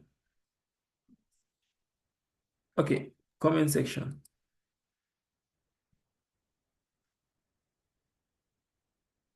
Any margin for the header? Because I can see a good, clear, nice gap on the left and right. Also, does it affect other containers below it? Okay. So, for the header section, remember we said the margin is the external space. If there was a margin here, you will see a gap, you see a white space between this background image and this content. Let me show it to you directly. So if I give a margin here, margin top, 20 pixels, you see this? It is spoiling your UI. That's the reason why we don't use margin here. We decided to use padding directly because the padding is internal. It has nothing to do with elements that are outside of it. So instead of here, we use margin, not paddings, right? So her question was, okay, you guys are seeing her question, right? I've seen the question. The question is in the chat. You can see it there. And yeah, Nana, you can unmute yourself and ask your question. Is it okay? Okay. It's okay. Any Okay. I have another question. Yes, ask your questions. You're free. Is iron icon better than font also? Now, it depends, honestly. Something like Font Awesome, it will import so many things at a time. I used to use it, but that's when I was still new to icons. I was just using it like that because I just that's the only thing I knew. So, but honestly, now I use Iron icons, and later on when you do React, you use React icons, and there are many libraries for icons. Iron icons, they have limited number of icons compared to Font Awesome and many other websites that provide nice icons. You have Flat UI that provide icons too, but the problem is that for you to get the SVG icons is premium. So Iron Icons for now is that website I advise you to use. Okay. And then I wanted to ask if there's because you're using width and height now. So I wanted to ask if there's any if you trust us when we want to work on the responsiveness to start arranging all of those width and height back. Yeah, This of just course, of course, of course. right. When Kai. coding responsiveness is something that when you're a beginner, you think that responsiveness is that difficult. But believe me, once you start doing the responsiveness, you just see that in fact, when even building your website, right, there are some things that you will not do. For example, this website, I could build it completely differently in such a way that I'll do the responsiveness with no stress. But the aim of this bootcamp is for you to be able to do certain things using HTML and CSS, and you understand those things perfectly. Okay, we are building the foundations for you to now go and learn on your own, right? But the component at the bottom, I will do it responsive, right? I'll do that footer, that element at the footer responsive, just for you to see the power of different layouts in HTML and CSS. The whole project is not responsive at all. It is not, but I just decided to do a little bit of responsiveness at the bottom so that you see a bit how strong these tools are. Okay. Okay, Any other thank you. question? You're welcome.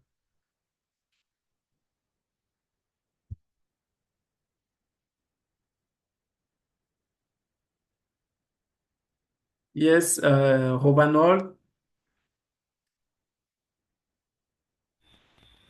Uh, Robanold. when you Yeah. yes, when you inspected on the website, I saw there was a line on it. So when there's a line on it, it means that there's an error, or is it that it's not read that particular tag is not being used? Well, it Um, was be no. Okay. Like, yeah, like in this case, yes. yes, that means this particular property is either I cancelled it or another a CSS code with higher priority is overriding it. For example, Okay. this padding here is the universal selector that is giving it. But since I indexed it in my own code, right? I indexed it now in the element itself. It now took over and it had priority over it. Priority is another topic that we discuss when you learn, when you have time to learn everything. Those are things that you actually, yeah, you have the ability to understand better. But let me take another example. Look at this title, right? We gave a font size. We gave a font size to all the elements. We gave them a font size of 16, I believe. What is the body? Yeah. We gave them a font family. Okay, you never gave them a font size. But we gave them a font family of poppins, right? Okay, this one, the font family. You see that the font family here for this item is still poppins. That is because we never gave a new font family to this one, right? You never gave it. But if I just try to give it, look at something. If I give a font family here, a font family here, sans serif, you will see that this one automatically takes over. And if you hover here, you see that poppins is no more valid, right? That is priority in CSS. And we see of CSS that it stands for cascading style sheet. So you have to understand how that works behind the scene. So there's a whole concept. Now we are doing it and it is working, but believe me, there is much more to discover when it comes to HTML and CSS. Any other question?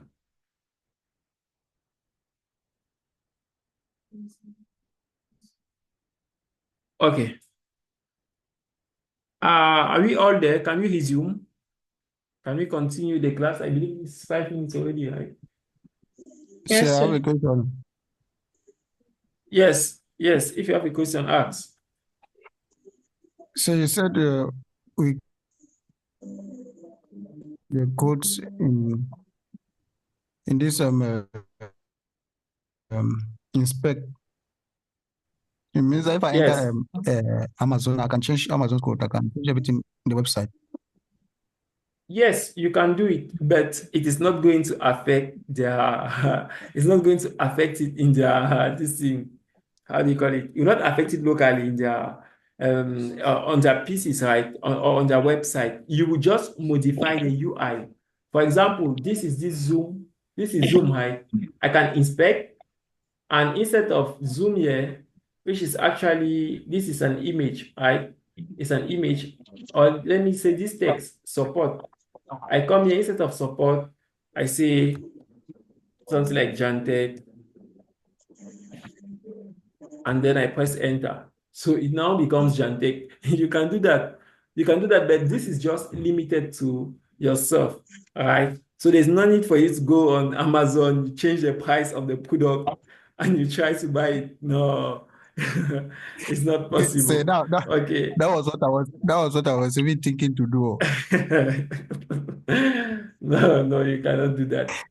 You cannot do that. Yeah. So any other question? Okay. So let's resume. Let's resume. Where's my code? Again, please, anything you do here, once you refresh, it will cancel, right? Once you refresh it, it's over. It will take back the code in your VS Code and push it back, right? So again, here, what you want to do is to actually align these items to the center. So let me go back to my style.css. And we see that, first of all, this image, is it the icon, right? The icon is kind of small, really small. So I'll give it something like 30 pixels and see. Okay. So again, let me remove this font size and let me control it with the height and width. So 15. 15 is too small. So I believe 25 will be okay.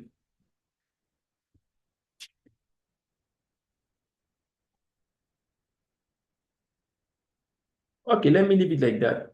All right, let me leave it like that. We don't have, it's not a must that we should have everything same. But again, we can increase the height here if you want. Okay, you can increase the height here to 60 if you want to become bigger, but no. Yeah. Now you see that this particular element is not at the center, it's not at the center, right?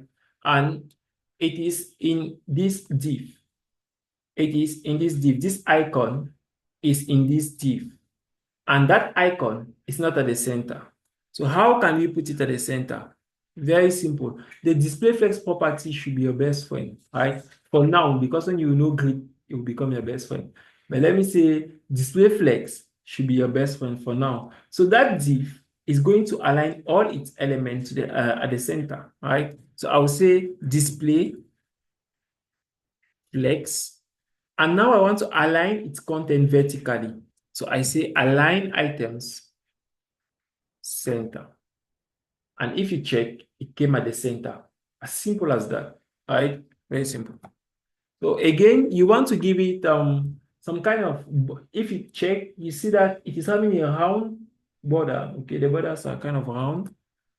So this div, okay, which one is having the red color? Okay, they both have the red color. And I'll say that instead of the red color, they will have var color secondary. So they will have this color instead, right? It makes more sense. And instead of 2 pixels, I would say 1 pixel. Yeah. Again, we want the borders to be round. And you cannot say, look at something. If you say border radius, because before we use border radius for our buttons, right, it indexes all the borders of our item. So if I say here, because this is a div we are working on, this is it, the one that is 40 pixels. If I say border 10 pixels, look at what will happen. You don't even see it. Let me check if I hold the code. You see, border radius, sorry. Border radius. Border radius. You see, it becomes very ugly. And that's not what we want. We just want the border left, okay, the top left and the top bottom and the left bottom to be round. So I'll say border radius, and then I'll say border top left radius. It should have a pixel, it should have 10 pixels. And I'll copy it, I'll paste, I'll say border bottom left radius to have this. And you see that one side is already having this nice shape and the other one is not. So I will do the reverse for the other. I will copy this same one and note that this is a div and this one is an input. So there are two different elements. So I paste it here and I say that instead of left, I want the right side. Instead of left, I want the right side. So we have that shape that's coming. Perfect. Now we want something like an internal space, okay, between this. Because this item is not aligned it's not horizontally centered. Now, instead of us using padding and killing ourselves, we don't need to do that. We already used flex somewhere. Yes, we already used flex here. And to align items to the center, it is easy to say display flex, align item center, and you say justify items center. And now, okay, yeah, it is not going. Let me check why. Let me check why. Do I have any?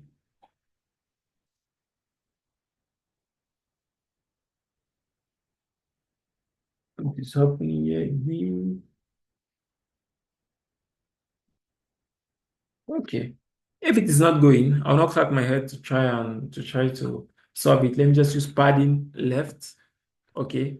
Normally, I will spend time there looking for what's the problem, but now I don't have time. So let me just say 5 pixels left, and you see how the icon is pushing. Let me just shift this one so that you see the changes. So if I say padding left 10 pixels, you see it pushing, right? And now when you click here to write, it is not showing. It is not showing, and I will solve it now. I want that when you click on this input, it should display. So the color should be white. Again, I can say var secondary color. And now I can change the font size to be something big. Why not? 20 pixels. And now when you click here, you see you can write. All right, you can see what you are writing. But again, it is too close to the icon. So here too, I can give a padding left. Yeah. So that's it. All right, we have something like that. Compared to this, it's not the same thing, maybe in terms of width, but that is the same logic. All right, I'm not going to do everything the same. This space like this, you can solve it by, you can take it as exercise. You do it on your own. You use the last child selector to say that this last child should not have the same padding like these other ones. All right, you will try. Please note that you learn by doing. If you don't do it, like not my exercise, but if you don't practice, there are a lot of things that you will miss. Myself, I took many years to learn these things. It's only when I started practicing that I started understanding these things. So please, you guys should practice a lot. Practice a lot. So now, after this, I believe we have this other icon, this burger. Yeah, right? That burger now is not an icon, it's an image. So I have that image in the starter files. You guys will see it there. So in the assets folder, you will see something like burger icon. Yeah, burger icon, I'm sure. So inside this LI, I want the burger icon to be close to, I want it to be close to my logo, right? So immediately after Jan Restaurant, I want to insert my burger icon. So I'll say, now I want to insert an image. Okay. So I say img for image. Now this image will take something like the address of that image. And again, for me to locate that image, I tell my browser that check where I am. Okay. Dot stroke, check where I am. Is the image here? No. Enter assets. Inside assets, you will see something like burger icon. You choose it. Now the art in this case is asking for kind of a text to display in case this image is not available, right? So I'll just say burger. Again, all these things have deeper meanings, but now I'm just giving you some summaries, okay? We have a group in case there's anything you need to understand or any challenge you're facing. You can text us or reply to you as fast as you can. So now let me just give it a width directly here of 50 pixels. And yeah, let me change it to 30 or 40. Yes, I'll leave it like this. I'll leave it like this. And yes, we are done with our header. It might not be the same thing. Yeah, it might not be the same thing. But you guys will handle it the way you want for it to become that way, right? It's just a matter of padding at the top. You see the padding here and the padding here, they are different, values are different.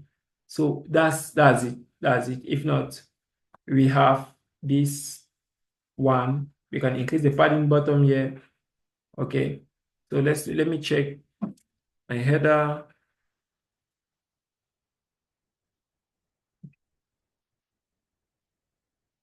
Let me check my header.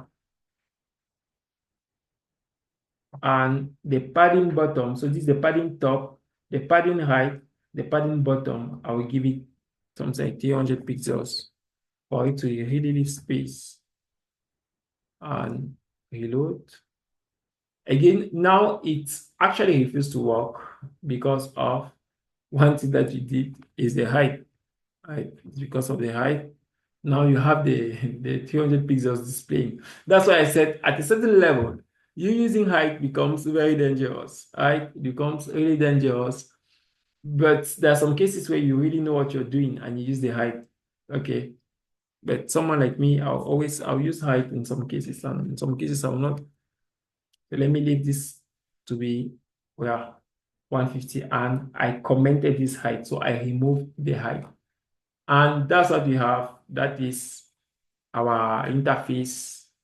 Might not look the same, but it's just like the other one.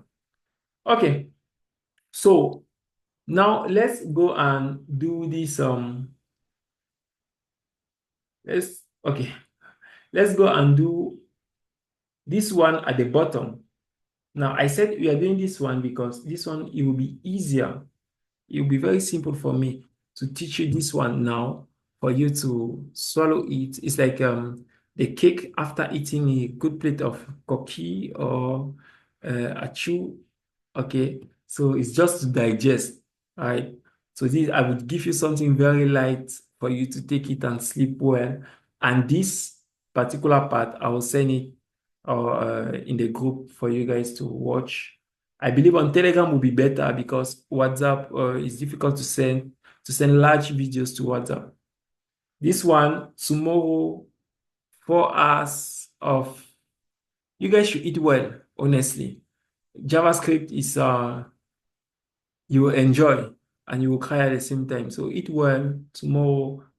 If you can come earlier, you could just notify in the group, because honestly, JavaScript is the core of all what you are doing, right?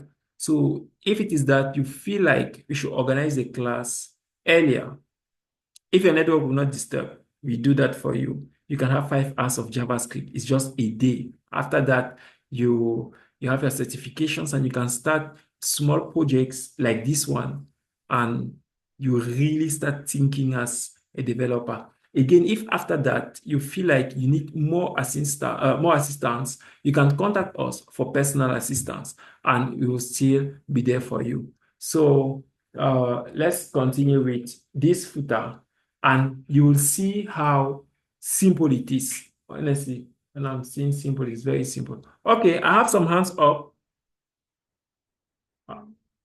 I have some hands up, please. Those are the having hands up. The questions. Teacher, you talked about Telegram, but you have not sent the link for the Telegram group. Yes, there's no Telegram group yet. There's no Telegram group yet. I was thinking of that because today, honestly, I did a video since, and to share it was so stressful. So I was thinking of creating a Telegram group to actually send the videos there easily.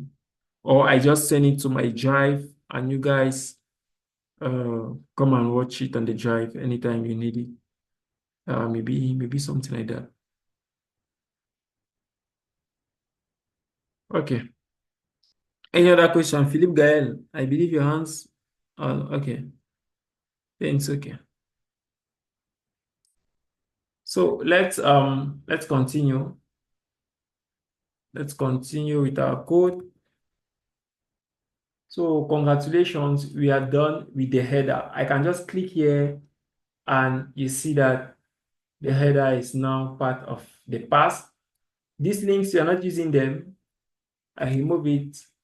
And after building the header, you will see that that is just the beginning of your nightmare, right? The header is just the top section.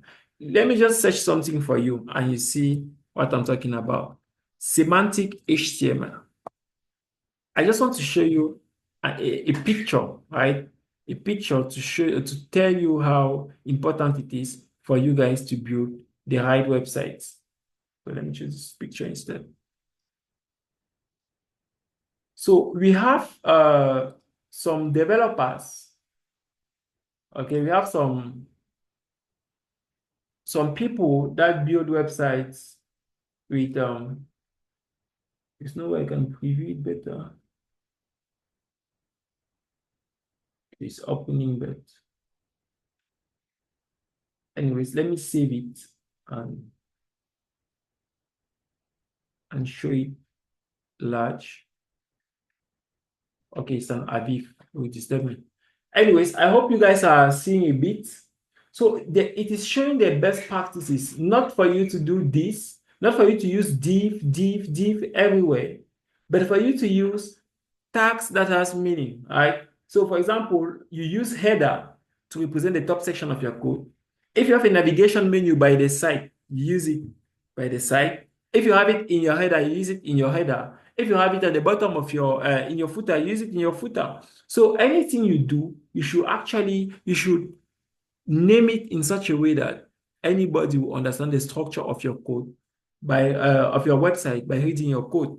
So us now that we are done with, see, it is semantic HTML. That's what people are looking on the market. If your HTML is not professional, forget. Okay. So let me go back to our project. And after the header, we now want to have the main content of our website. The main content. That is where you have everything important about our website. So we are going to have different sections there. You have the section where there is a slider with JavaScript. You have the section where there is cooking, and you have the section for footer, right? I'll not put footer in a section. I'll just put footer. Again, that footer is not, it doesn't really look like a footer. Okay, it's just something that I decided to put it and I call it footer, but that's not a footer. Okay, but I will put it in a footer tag just for us to implement it as our footer. So this is what it looks like. Okay, it's loading. This is what it looks like. This is a block element that has 1, 2, 3, 4 images. You have another block element that is, it takes full width, right? It is a block, and that block element contains a heading and a paragraph. And you have this same element here with different pictures. Straightforward. So let's do that. So my footer, I will give an ID footer, right? Because every single page has a unique footer. It's not like you have two footers. So this footer now will have, I will create a div. Remember, a div is just a container that is used to, most of the times you use a div just to align things that does not have any meaning. Okay, for example, once someone knows that I have a footer, he don't really care about images in the footer. He knows that it is a footer. So anything that is inside that footer is going to be categorized under the footer, and we know that it is in the footer. Except if you have a navigation in that footer, then we know that there is an important navigation in the footer. So let's now say that we create a div, and that div will have a class. Okay, that class, I will call it footer row. All right, footer row, and then that footer row will contain how many images? 1, 2, 3, 4. All right, 4 images.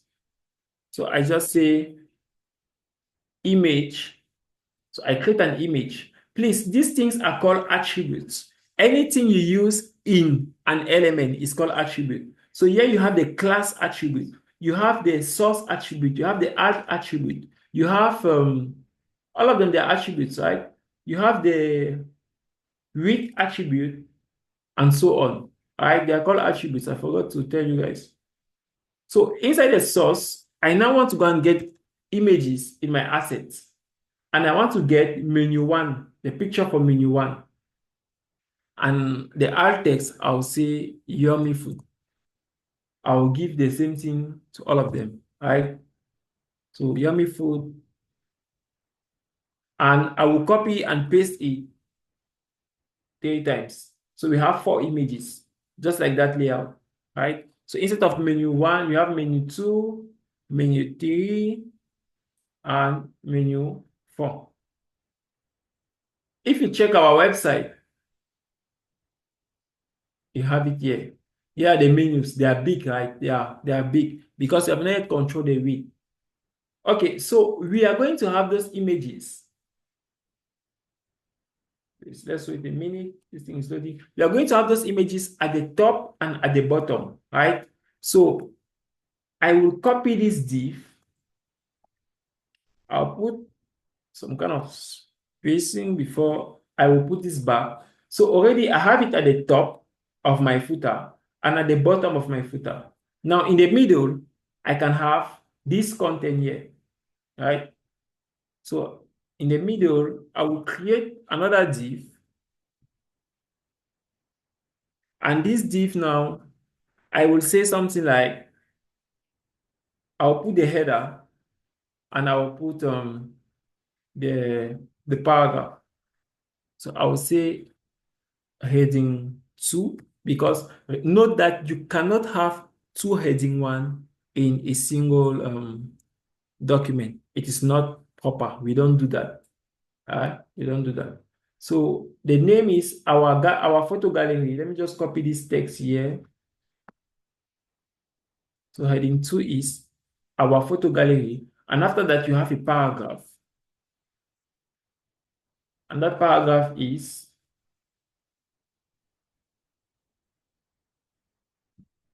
this text. Okay. So I say, now let me go and change the size of my images. Now imagine I have to give all of them classes. I'll give 8 classes to all these items, right? Because we have menu 1, 2, 3. There we have 5, 6, 7, 8. So instead of me giving classes to all of them, I will just observe my code very well and say, oh, wait a minute. They are all children of the Futaro class. Okay. So I'll say that Futaro, okay, of Futaro, all the images. Okay, so the images, the image tag that is having a parent, look at this, this is what it means. That element which has a class Futaro and is having an image inside. So that is that image, that's the image I'm indexing, the image itself. So I say that the width should be 100%. So I am saying that that image should fill the container in which it is.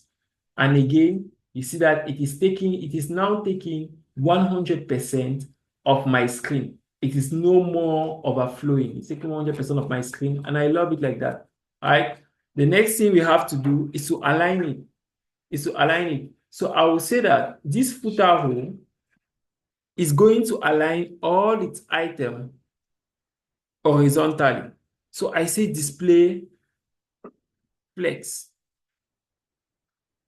And now when I say display flex, you have this behavior like this. It is behaving like this, which is not what I want, right? Which is not what I want. So in this case, instead of me using display flex, I will use an element that I like so much. I like to use it constantly. My colleagues don't like it, but I like it. So I'll just say display grid. Now the display grid is going to align your items in a grid. And now you just say something like grid template column. So you are creating, how many columns are you creating? You're creating 4 columns. So I create 4 columns. Each of them, I can pass the size, right? I can just say 1 FR for 1 faction. I do that 4 times. So now I have my grid with all this. I have 1, 2, 3, 4, right? I have 4. So again, this width is not necessary. I was supposed to set the height instead. So I'll say that these items, they will have a height. I'll give them all the same height. So let me say height 200 pixels. And 200 pixels is too small, honestly. It is too small. So let me increase the height to 300. And yeah, 300 is good, right? 300 is good. And now the elements, they're not taking 100%, which I don't like. So let me put back my 100%. So width, 100%. So it should occupy all the space in which it is found. I have that nice effect now. The problem now is that my images are kind of stretching. And please, when you build a website, don't have these images. It's important for you not to have images like that. So what you do is that you now say object fit. Object fit is just like background size, right?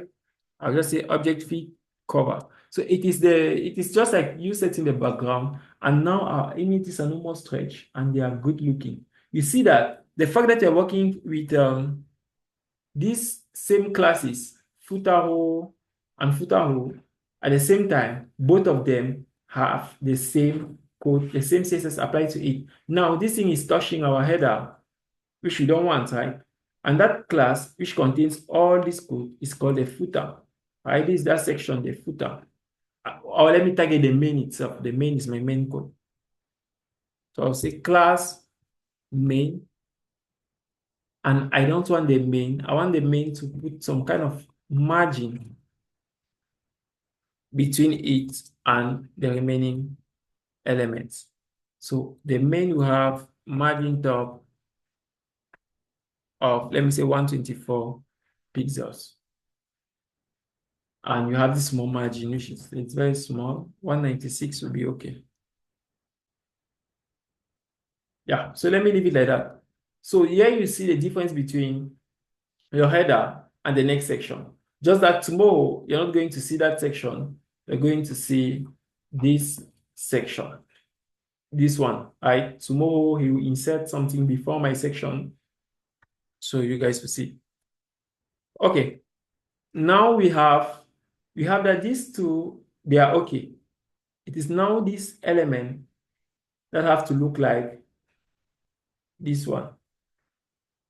That have to look like this one. So what should we do? We have to increase the height. No, I don't like to use height. You have to increase, I don't know, the width. No. Again, it is very simple. You go to your code where you have this div. Okay, the div that is having this paragraph. I'll just give it a class footer description.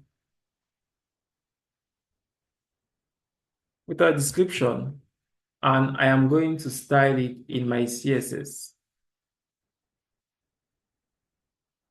So I'll say that footer description will have a padding. Okay, I want it to go to the center, so I'll give it an equal padding everywhere. Or I should, yeah, let me just give it like this. So 200 pixels first to see. And yeah, okay, it's good. It's good. You can increase if you want, or I can increase. But for now, let me just leave it like this. And again, I want my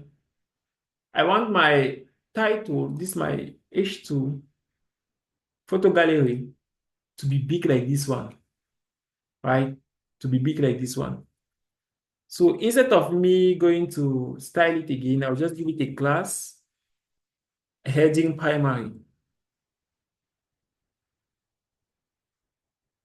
And now I check, go. Okay, it has margin. So that heading primary, I gave it some margin. So the margin is applying to it here. So yeah, let me try the heading secondary and see if it will fit. Or I should just create a heading footer, right? But most of the times, if I was coding alone, I'll look for a way to bypass it and create another class and work with it. Okay. So I will say heading footer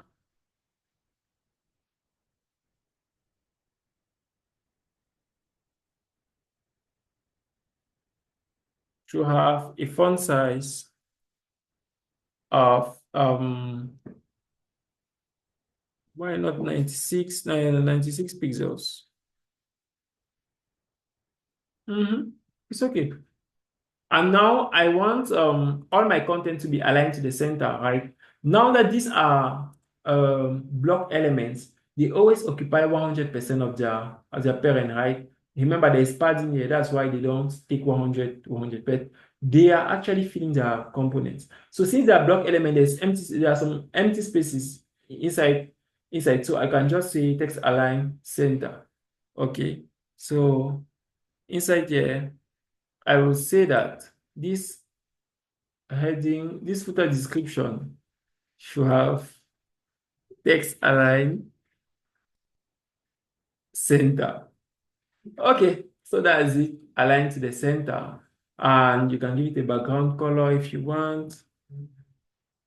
Yeah, background color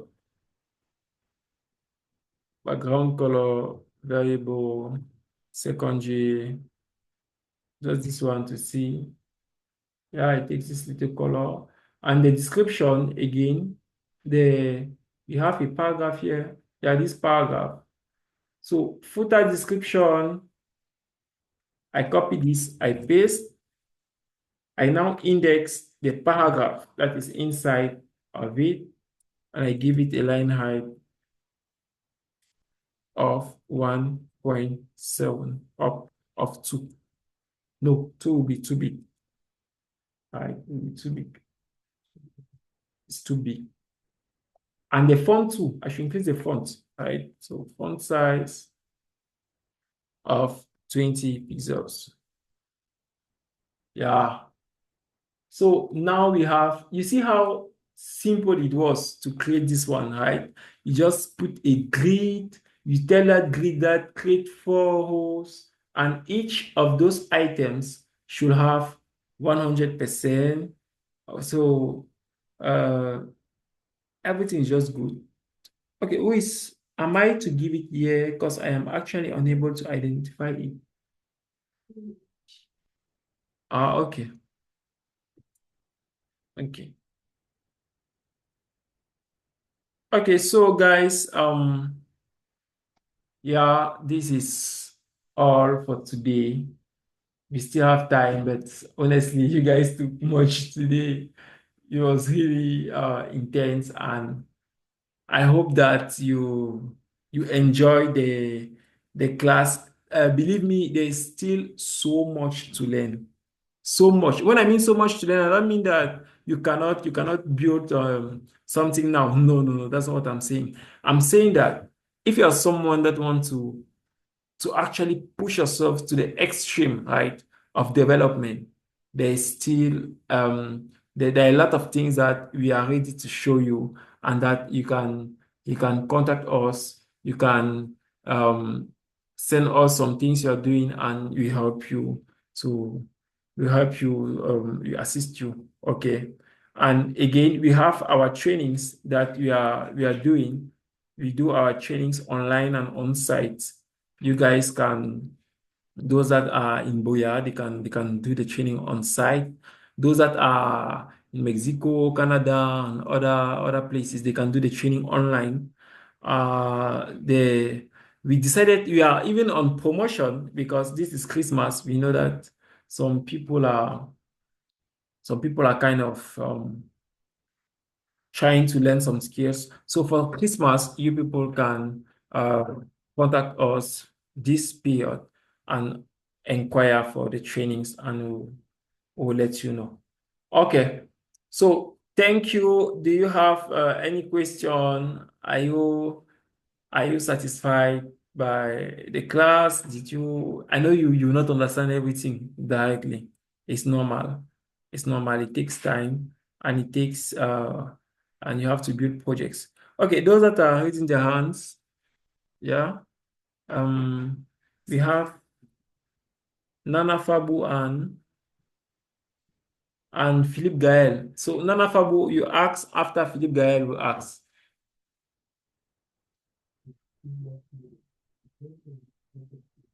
Nana Fabu, you can unmute yourself. In the comment section. In the comment section. Okay, is there a difference between footer description P and footer description? Yes, yes, yes, there's a big difference. There is a big difference. For example, right, the first one, the footer description, is there where I project your question? I don't think. Yeah, they are checking, they will see it in the comment section, right? Now, let me give the difference and let me say which one is better, right? Now, honestly, when you mean which one is better, you can talk of order of execution, right? Because if you check, for each item, you have this particular thing on your screen, selector specificity, right? This shows which CSS code has priority over which one, right? So in this case, you see that this one is 1 1 and this one is 1. So the one with 1 1, of course, will have more priority, right? But again, those two codes that you sent to me, they have different priorities. And the first one, I believe, has more priority than the second one. But also, apart from the priority, let me take a real world example and try to explain it to you. The first one, where you have footer description, is lower than P. You are indexing the direct children of that element. So you are saying that your father, for example, has children. You are the direct child, sorry. You are the direct child of your father. So that is what that P is saying. So if it is that you have a baby or some babies, and you want to, you say that, okay, you hide this code and you say, give them money. You are the only person that will receive money. because this code is indexing just the direct children of that parent. But the second one is indexing both the direct children and the grandchildren. So it will check for all the P's in that particular block of code. Meanwhile, the first one will check all the P's that are direct children of that parent. Is it clear? I understand. Okay. Okay. I've understood. Good. Okay. Okay. So do you have any other question? No, I don't have. Okay, Philippe Gael. Okay, sir. I wanted to ask for the grid template column, we have one FR, one FR, one FR. Is it possible to have two Yes. FR? Like, what's the equivalent of one FR? Now, What does it mean to have one FR? one FR simply represents a fraction. Look, for example, if I give if to one of them I give 2FR, it is going to have more space than the other. Right? Wait, look at it. So this one, in terms of fraction, it will take two columns alone. Right? You have more width, you have a greater width than the others. So when I'm saying 1FR, 1FR, 1FR, 1FR, I'm just sharing it in equal fractions. Again, this FR can be anything. You can say percentages, you can say this, you can change it to percent. You can change all of them to percent, and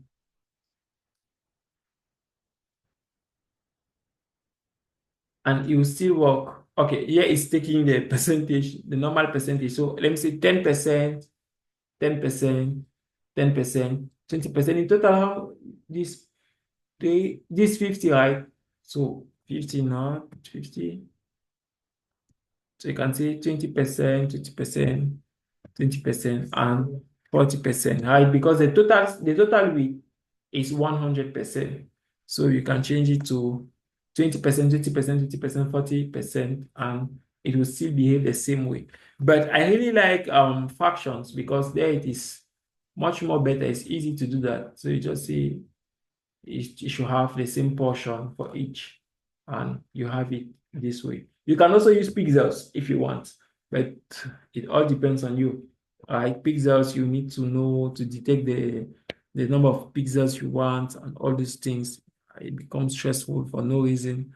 Meanwhile, this thing is just to facilitate your life. Okay. Any other question? Yes, Engineer Nana Fabu. Yes. Say, is using, how do I put it in? Using EM or REM for the unit of measurement, is it better than pixel? Okay. Okay. Now, is it better? I will not say yes, I will not say no, but most of the times we use REM or EM when developing, and not pixels. The problem is that REM by default, REM has a default value of 16 pixels. So if it is that you use REM in your code, you have to calculate the value of that REM each time you use it. So just imagine, for me to say 20 pixels, it is very simple. I just hide 20 pixels. But if I want to say 20 pixels using REM, I have to do the calculation to identify how many REM will do 20 pixels. So in case you want to use REM, it is better that you convert your pixels in such a way that one pixel, one REM will be equals to will be equals to 10 pixels. When it is like that, it is easy for you to code. And again, as the screen size is changing, the fonts, right? Or when you're setting the values with EM or REM, the calculation is still done automatically, and you have much more control when building your site. Most of it, in fact, when I build, I always use REM and EM. But now, like this, I decided to use pixels because I wanted to make it simple without calculations, without anything that will make you people run away from programming. So I believe it's tomorrow that you people will actually learn the programming, because that one is really, is there. You have to be there. Honestly, you have to be there. Tomorrow will be so amazing. You will see the power of JavaScript. So you guys should really be there.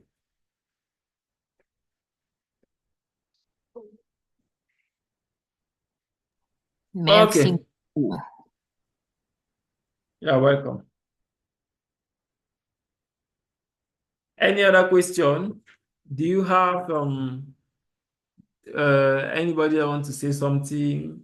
Are you guys satisfied with today's class? Is it what you actually expected, or you expect more? Okay, because we have some intermediate developers, some advanced developers. So please, I hope all of you people that are here are registered on the platform, because the certifications will be given only to those that attended the event and that are registered on the platform. Now, what about the responsiveness of the web page? Yeah, what about the responsiveness? Now, responsiveness, as I said before, doing the one for the header will take time, right? Not much time, but just that I will include a bit of JavaScript, just a bit, right? But already, if you look at our screen, if I try to change it to a mobile device, you see that the header is bad, is very bad. But this particular place normally is supposed to fit. The problem is that the header is spoiling it. Okay, the header is spoiling it. Uh, for us to do the responsiveness is really not a big deal, because it's all about reducing the size of everything for a particular screen size. And after that, everything works perfectly. Yesterday, we wasted so much time and we could not do the amount of work we expecting to do. So today, yeah, we are happy we could do this, but there's still a section that we could not do. So after doing this section, the responsiveness, we can do it and send it in the group later on. Yeah, I believe that's what we might do. Yeah. Any other question? Yes, Engineer Nana Fabu. I wanted to ask that, is there an easier way to do this responsiveness to CSS? Because it's as if you're writing new CSS. It's stressful. It's too stressful. Is there any easier way? Now it is easy when your code is easy, right? If it is that you code taking into consideration responsiveness, then of course it will be it will be very easy, very simple, safe. But when you code for coding's sake, it is difficult. It is very difficult for you to, when you want to style, you find yourself touching things everywhere. In fact, you don't even know where to put your head. You don't, in fact, it's difficult. But at the beginning, when you start coding, it is good that you take into consideration the fact that you will actually you do responsiveness. So at the very beginning, be conscious of that and make sure the tools you use, you think well before using them, right? Things like this, I'll just use grid, and I know that when I want to do the CSS is maximum 10 lines of code and I'll move.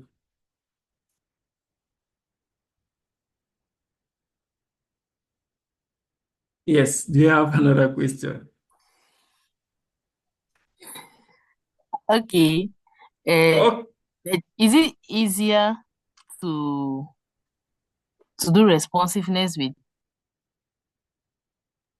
with a framework of CSS? is it easier? Of course it is easier, but again, as you said, a framework of CSS, it just facilitates your CSS work, right? Initially, with a framework of CSS, you're just reducing the amount of CSS you have to write, or you're controlling your CSS better. But again, if it is that your initial CSS is bad, even with the framework, you will still suffer a bit, right? You will still struggle with some things. So make sure your CSS looks good and don't give classes anyhow. You name them anyhow. You allow them, like, I don't know, just name them properly.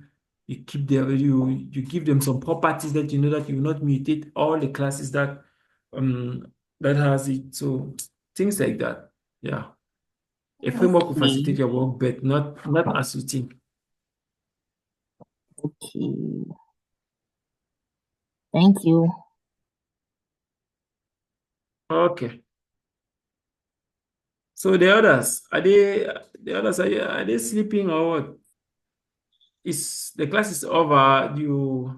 So in case you have any issue, you can send us a message. You are still up, and you contact us for anything, any worries, any project, if you have a project, because again, as we said, you are not just doing boot camps. Okay, we are developers.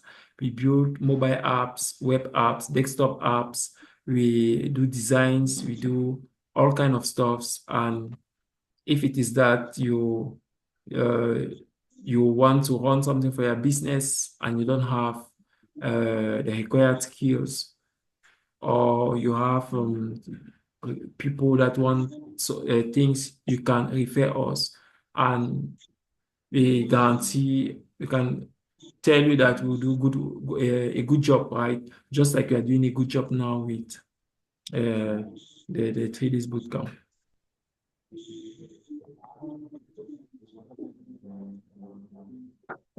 Okay, so thank you very much for attending. Tomorrow is the last day. You people should send us good pictures, right? Good pictures of yourself, so that we should post you that you are just from obtaining your certificate. Your certificate will be online, right? Online with all the required stamps and signatures on it. So yeah, everything is free, as we said. Nobody should ask you to give 100 francs for a certification. That's not how we work. So tomorrow, same time, we hope tomorrow will close late, very late, because as I said, tomorrow will be hot. Don't miss it. Okay, have a good night. We meet tomorrow. Uh, okay, please, a minute. Some people are trying to fill the form, so we cannot have the class now. But you are free to leave the class in case you're done.